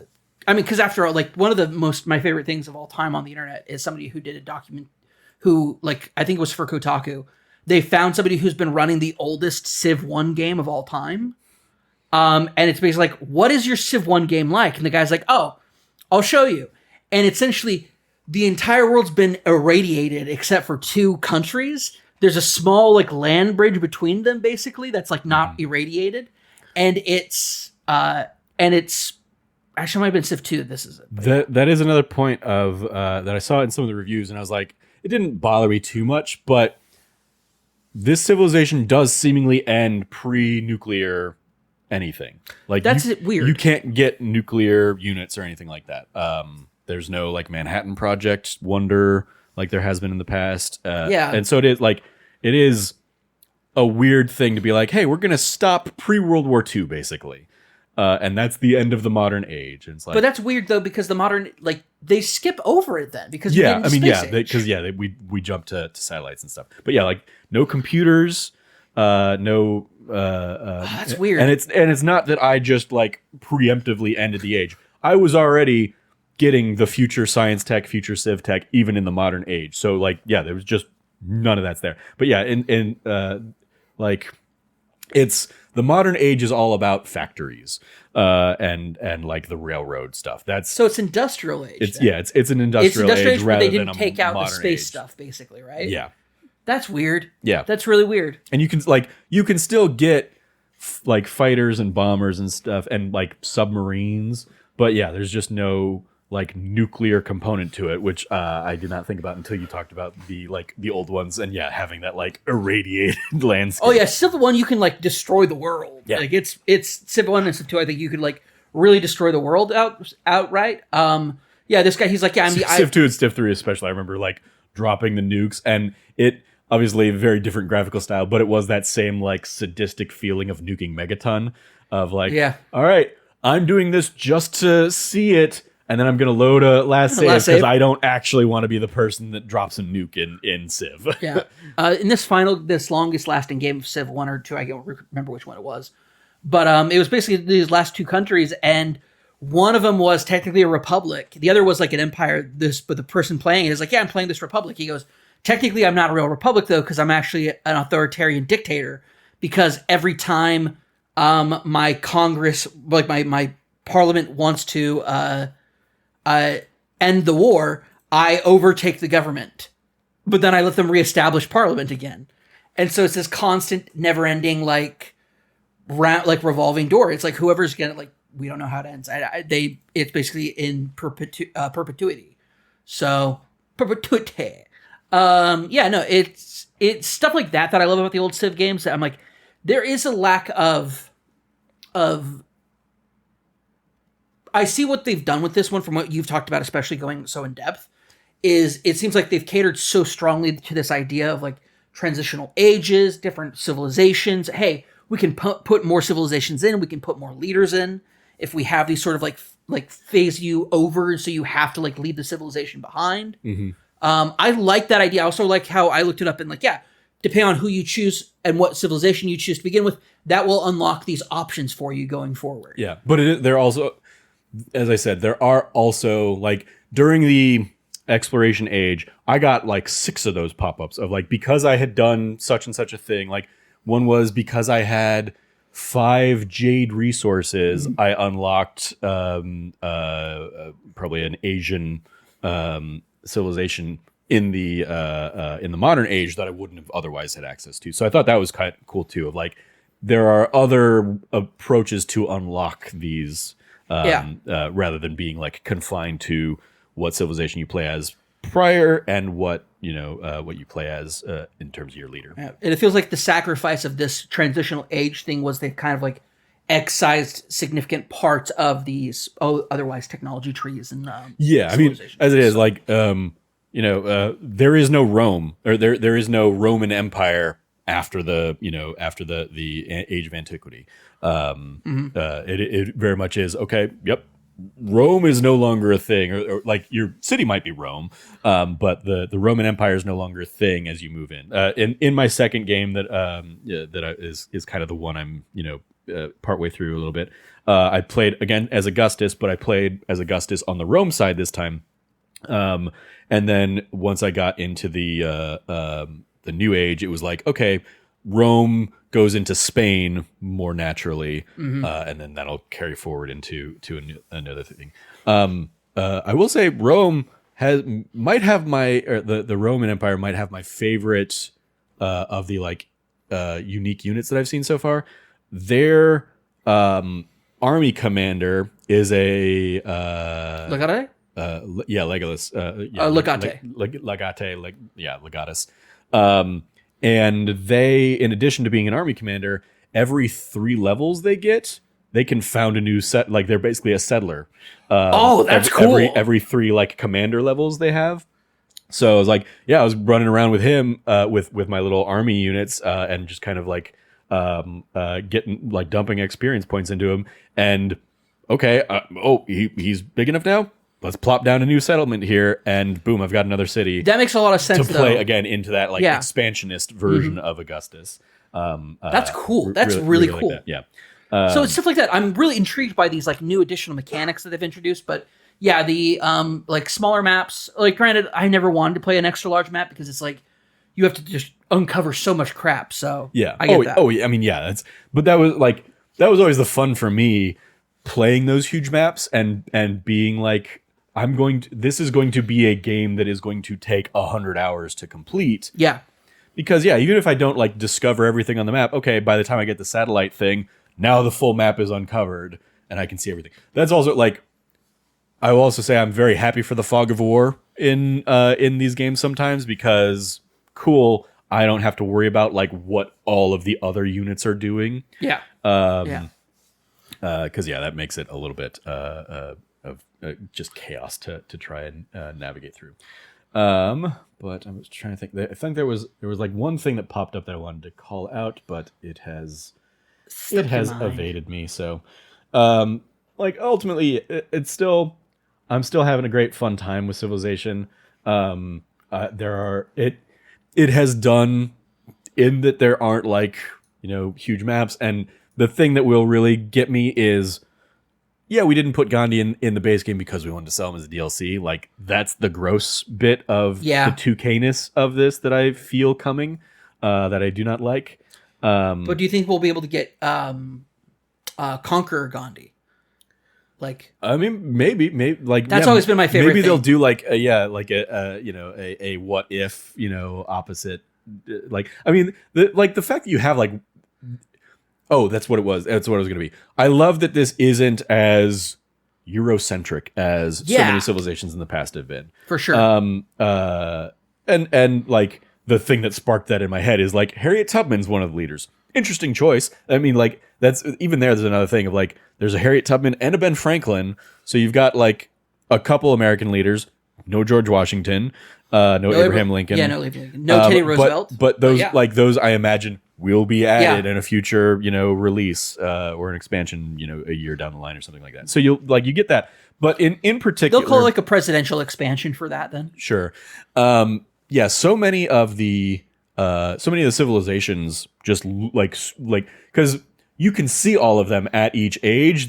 Some will be locked and you won't be able to select them. Yeah. And you can look and see, like, here's what this civilization is. Here are like the unlockable requirements for them if you want to play them in a future time. And so you can still like see what them, and so many of them are like, oh, these are, cultures lost to history that are super, in the weeds that I don't know. Like I said, I'd never heard of the Abbasid Empire. That's awesome though that they're doing but also, like, Wonders of the World are much more a global event or global Good, affair. okay. Like something like there were I've forgotten the names already, kind of thing, but like one of the ones that I built a little bit ago was like, oh, very clearly this is the name of something in Spanish, like a Mexican South American kind of thing. There's still a lot of the mainstays.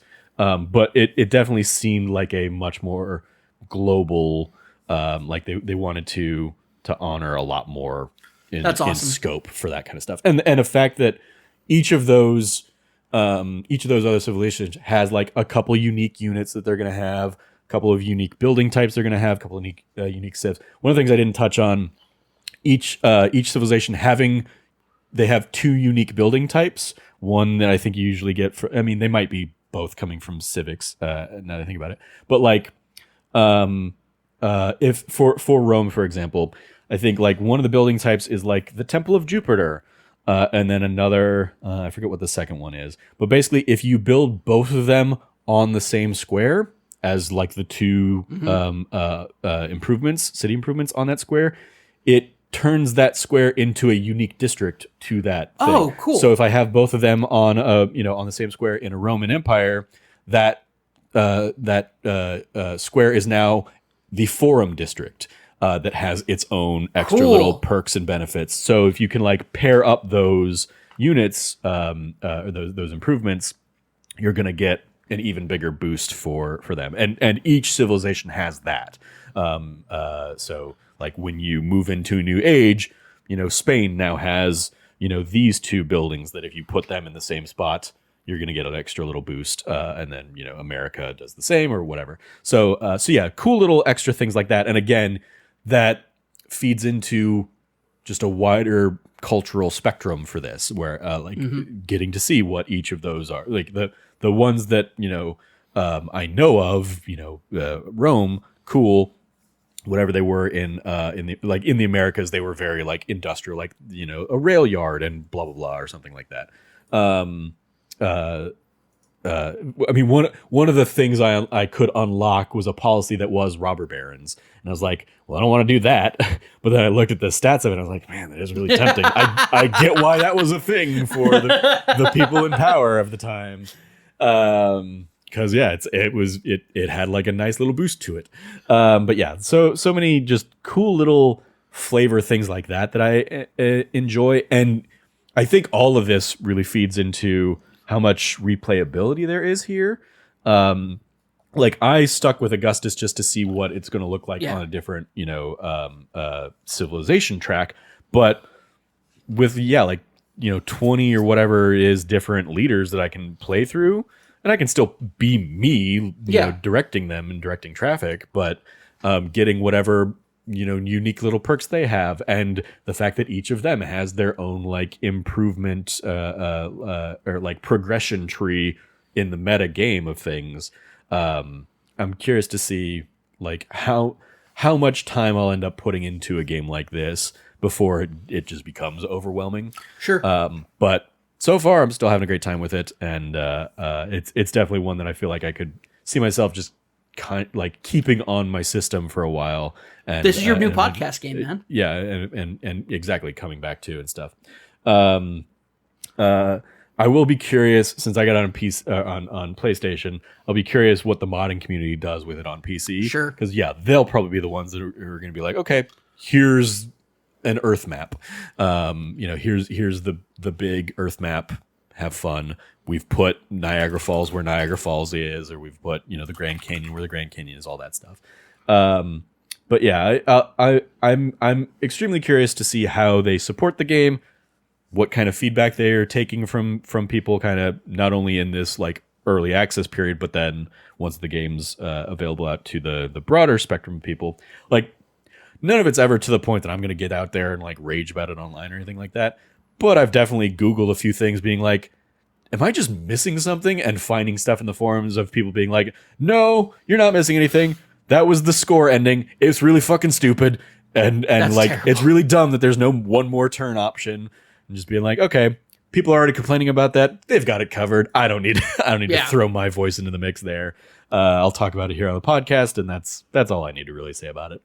But it's definitely easily an early, game of the year option for me. We'll see if it sticks there by year end because of, its own issues and whatever the other slate of games are. But it's definitely fun to, as is always the case whenever I get sucked into a Civilization, it is I get sucked into a Civilization. There's no half measures of playing a Civilization game for me.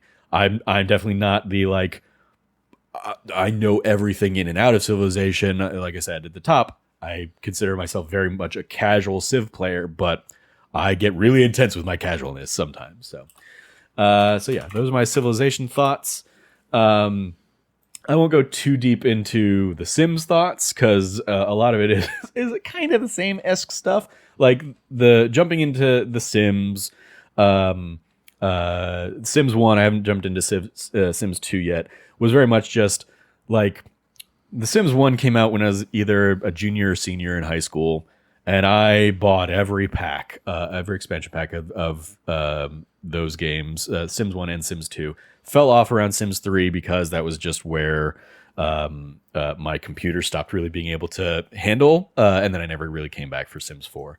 And Sims 1, especially because they have all the expansion packs included, is a lot of overwhelming stuff right off the bat. Yeah. That, when I was 18 playing was much more doled out piecemeal over months of like, okay, I've done everything in the pets one now. Let me go do the magic one and install that one or whatever. But it is that old version of the game. It has already had two separate patch releases from EA, trying to fix bugs and stuff, and that's another thing that like I see the fan base on this one really doing backlash and like putting a whole bunch of negative reviews on Steam because it is just a very bare bones port. And like, I mean, the big issue I'm still seeing, like when I boot up The Sims, is the neighborhood is like really tiny on the screen, but then when I click into to go into it, it goes full screen. But it's like, yeah, the neighborhood is not getting the same kind of like screen resolution adjustment that, everything that the rest of the game gets.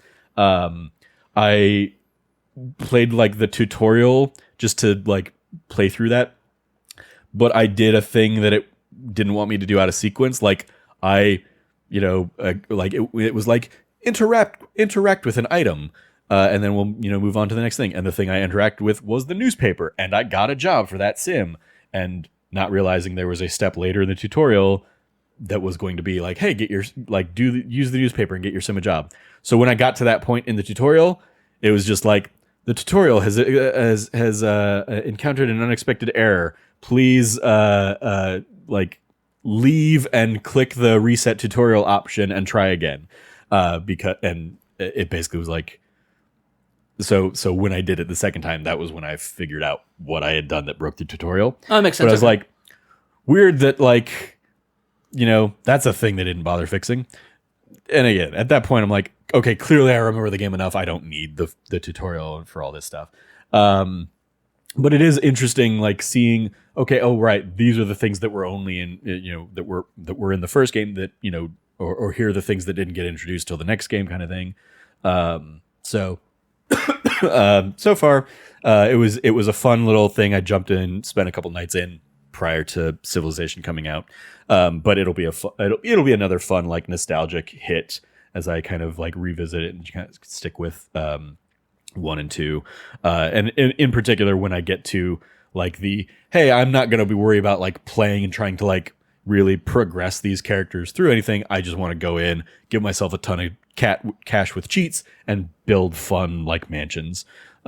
That's definitely a thing that I will play around The classic, with a little bit more. I mean, that's I used to literally build out a super mansion.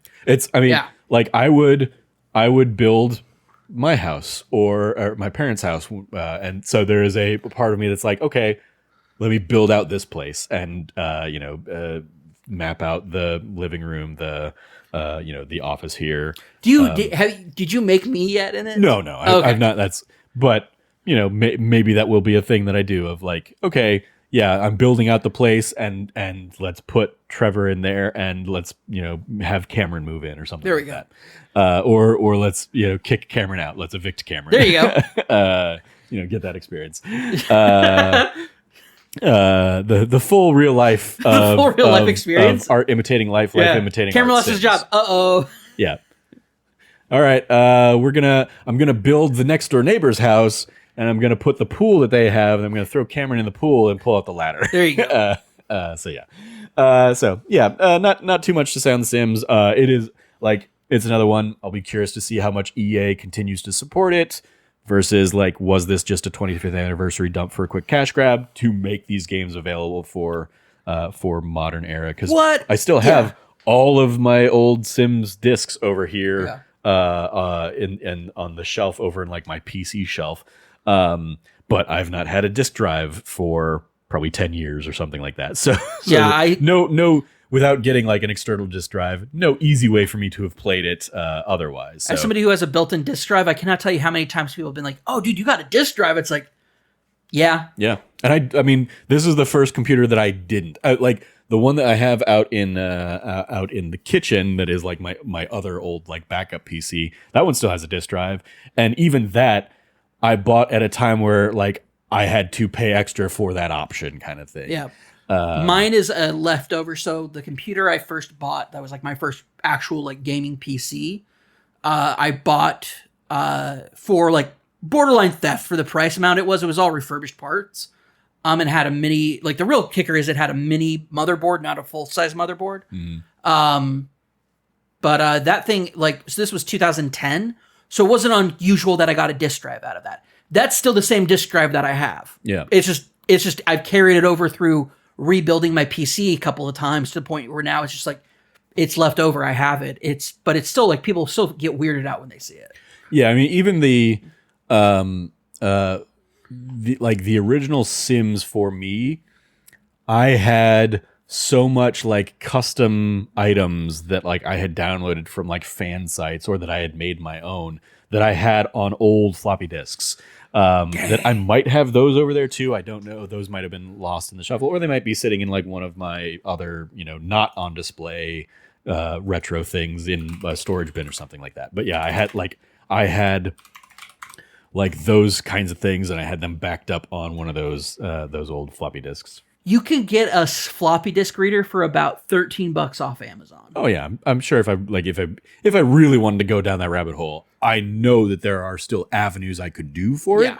Not particularly something I'm interested in. I'm perfectly fine with those things just being lost to time, but it's just a fun like reflection back to that different time in my life. Dang. This is just crazy. I'm like, I want to just see if they made them. I was like, I'm sure they make them, but I'm like, how much are they? Yeah. But yeah. Yep.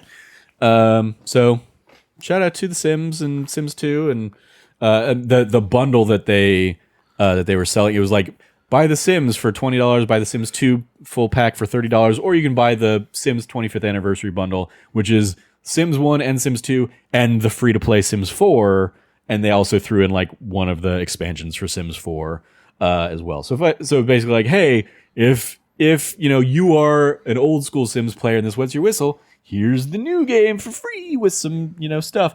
But then like just looking at the Sims 4 page on Steam, and like if you want to buy everything, this is going to be an $880 game or something like that. It's like, that sounds fuck about right. you. That sounds about right. Fuck you for 10 years of expansion packs. And that was, I mean, like, a lot of the articles talking about this highlighted the fact that like Sims 4 did not review well at a lot of places because they cut a bunch of stuff out from the Sims 3. It was like it was a big step back from Sims 3. Not only like Sims 3 like end game with all the expansions and stuff, but just like things that were in the base Sims 3 game got cut out of the Sims 4.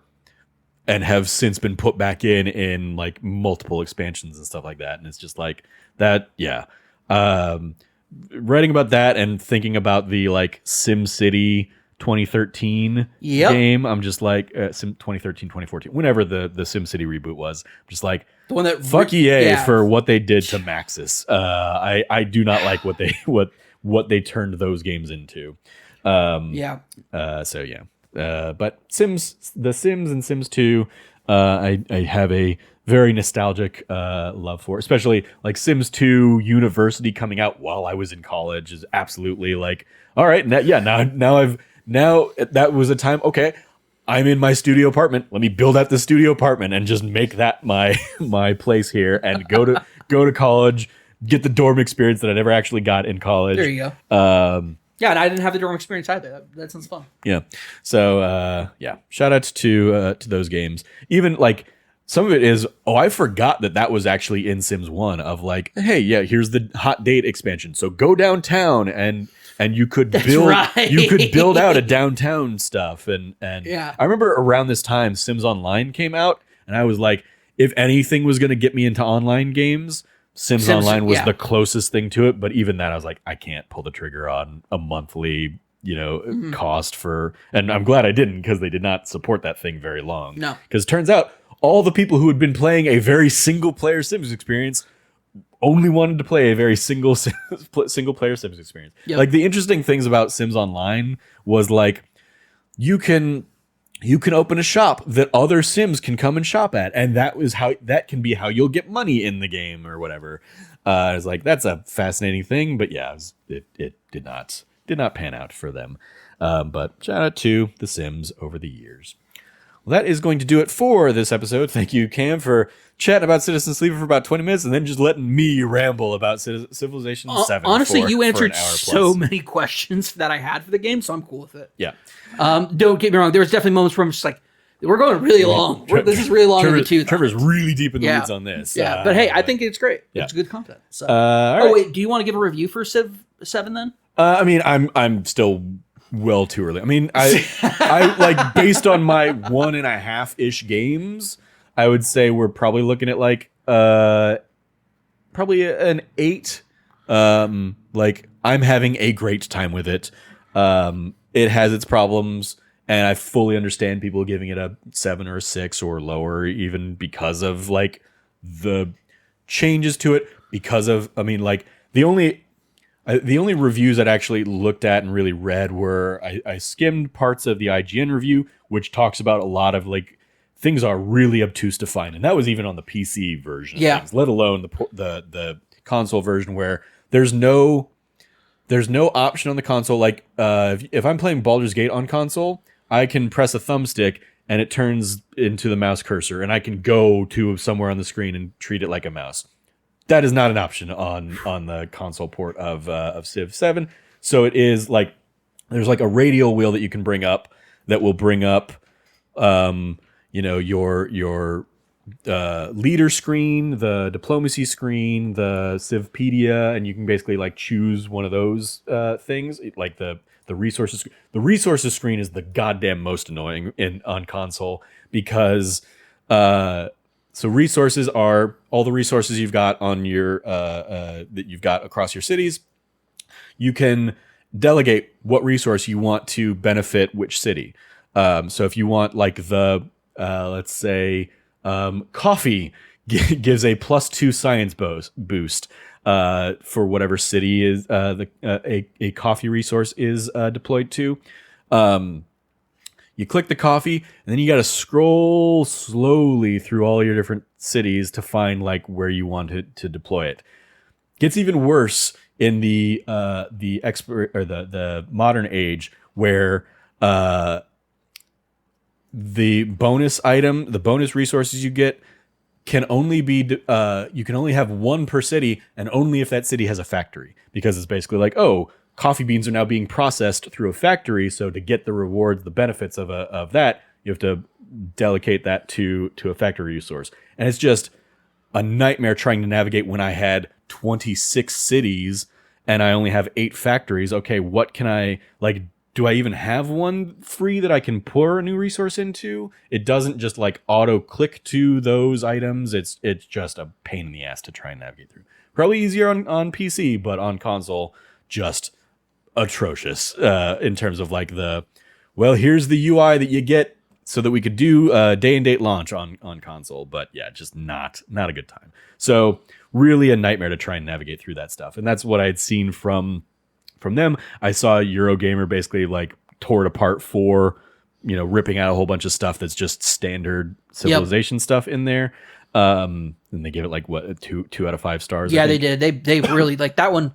If you're asking like what hurt that one's OpenCritic or Metacritic score, it's that review. Eurogamer took them to task over it. Yeah. Which like the criticisms I've seen, like none of the criticisms I've seen about this game, I've been like, oh, I disagree with that. They're all valid. They're all valid. They're all there. Some of them I have, some of them I don't have as strongly, but I'm like, I see where you're coming from. I see the frustration and the gripe. And there certainly is a sentiment of like, okay, yeah, if you don't want the Civilization VII changes that they've made, you've still got Civ 6. You can still go back and play that. Like you can just spend more time playing that one. It's very much that. Hey, if you don't want to spend the money on a PS, on an Xbox One, we have a product for you. It's called the Xbox 360. All right, don't ever say that again, Don Matrick. There's definitely like that kind of sentiment to it. But yeah, I'm having fun with it. It's if I were to give it a grade thus far, it'd be an 8. But that could easily slip to a 7 if like a lot of these frustrations continue to, be a pain and be a burden, especially as I try and like see more of the options available to me. Like the fact that I stuck with Augustus means that I have a pretty good sense of like what his pros and cons are. And yeah, if I jump to a different person, it's like, oh, okay, I didn't realize that all of the quests change different are drastically different, or that they're they have a different skill tree as this leader or something like that. Okay, now that's a whole bunch of new stuff I need to get used to in this, and a lot of it's still going to be the same kind of vibe. But even that, something I didn't catch until halfway through this second game is when in the exploration age, you start like, okay, pick a government type. And you can change government type, with, unrest or whatever you want. But I didn't bother with that. But it was like, pick a government type, and you got like 3 options. I didn't catch that it says anytime you trigger a celebration, which are like the golden ages of games past, of like, okay, you've gotten X number of happiness points, so you've triggered a celebration, and you're going to get this benefit for X number of turns. I didn't realize that it was, okay, because you've chosen this government, every time you trigger a celebration, you're going to pick either or of these. I thought it was, okay, I'm picking this government and I get those benefits when I trigger a celebration. And like, I mechanically knew that was what happened because anytime I would trigger a celebration, it would say, do you want plus 20% food for, 5 turns or plus 15% production on buildings for the next, 15 turns or whatever. Like, I knew that I was making those selections, but I didn't realize that it was tied back to what government I had selected until playing through a second time and seeing, that's where those choices are coming from. So there are things like that. There are, random little, you'll get random pop-ups that'll be like, hey, do you, like, you found this thing. Do you want to, make this selection, this selection? This selection will give you, points into culture. This selection will give you points into science, or this selection will give you money to do now, kind of thing. And you get like a few little pop-ups like that. You'll get occasional like mini quests of like as Augustus in the Roman Empire. If I got a quest early on in the age of age of antiquity that was like the Senate wants to have their say, and your options are like build, do this option, and your quest that you're going to start is build 3 monuments, which is a very low level culture thing. But you can only have 1 per town. So you got to have 3 towns, each with a monument thing. Or the other option is get a army commander up like to promotion 3 times, basically level up 3 times and get to select their extra things. Or you can just take money right now. And so it'd be like, okay, I'm gonna, boom, I pick one of those, and now I've got like a little side quest that I have no idea how I can check and see what that side quest is. Like, it was just kind of oh, that's right, I had that thing that was out there, and when I finally got that 3rd monument, it triggered, and I got like a culture point or something like that I could feed into my skill tree. There'd be some things like that that are like a little bit of extra funness to kind of give you. It's very much the like carrot to keep you on the hook to, okay, there's a new mini objective I got. Remember to build 3 monuments. Cool. And when I did, it triggers a reward. Yay, I got the reward. I there were some cases where it was like, I got a reward for something, and I'm like, I have no idea what I just did that I, opted for 10 turns ago that was 2 hours ago in real life or whatever. So again, it's another UI thing of like, I have no idea what this was referring back to. You could have done a better job of telling me, hey, because you did this thing, here's your reward for it. And they're doing that a little bit, but it's like flavor text, and I'm like, I don't know what that flavor text means or is referring to. So anyway, stuff like that. Just more back in. Okay, I could talk for another hour on Civilization, so we got to wrap up the show. Apologies. Here's the thing: you started going. I was like, I'm just gonna wait for him to catch himself. Yeah. Because like you prompted me with like, do you want to give it a score? And it just was like, oh, I got more. And then you just like went. Yep. Like I gave you an inch and you took like 12 miles. And honestly, I have no room to complain because you let me do this all the fucking time. I was going to say, you now feel how I feel every time you go down a lore rabbit hole. And don't just say, hey, Cam, you're down a rabbit hole. Let's pull out and listen, you have given me such grace before. It's only right that I give you such grace now. Yeah. Like, but you could go down a mechanical rabbit hole and talk about this game for like hours. Clearly, we will call it there. Thank you for joining us for this episode with the extra little bit of Civ 7 talk there at the end. Let's go around our metaphorical table with any plugs we might have. You can follow Cameron at revcabot.bsky.social. Anything you give a shout out to there, Cam? Yeah, we just did that D Plus show on one of my favorite films of all time. It's a certified Abbott Family classic. If you haven't seen it before, watch That Thing You Do and then go watch our episode on that D Plus show. We had a fantastic time digging into the details about this movie. One of my favorite D Plus shows that we've done lately. So there you go. You can follow me at trevorjstarkey.bsky.social, echoing that D Plus that Thing You Do, that D Plus show, because that was a very fun one. Very fun movie to just revisit. And then we'll see what this week's That D Plus show is going to be, because I gave Cameron the option for what he wanted our Valentine's Day episode to be, and he chose Talladega Nights, the Legend of Ricky Bobby. So, hells yeah. And this is going to be my second time ever seeing this movie, so we'll see. There are definitely some things I remember I've picked up because they became, cultural osmosis beats and moments and stuff like that. But I remember not being a huge fan of this one first time around, so we'll see how it holds up. I'm looking forward to how badly this movie does not hold up. That's what I'm looking for. Yeah. How much is this a product of its time kind of movie? Yeah. All right. Well, you can follow all of us over at That Nerdy Site, or go to thatnerdysite.com for all the latest from us. If you liked what you heard, please, once again, rate, review, like, subscribe, share the podcast with your friends, all that fun stuff. Thank you for joining us. Stay nerdy and be good to each other.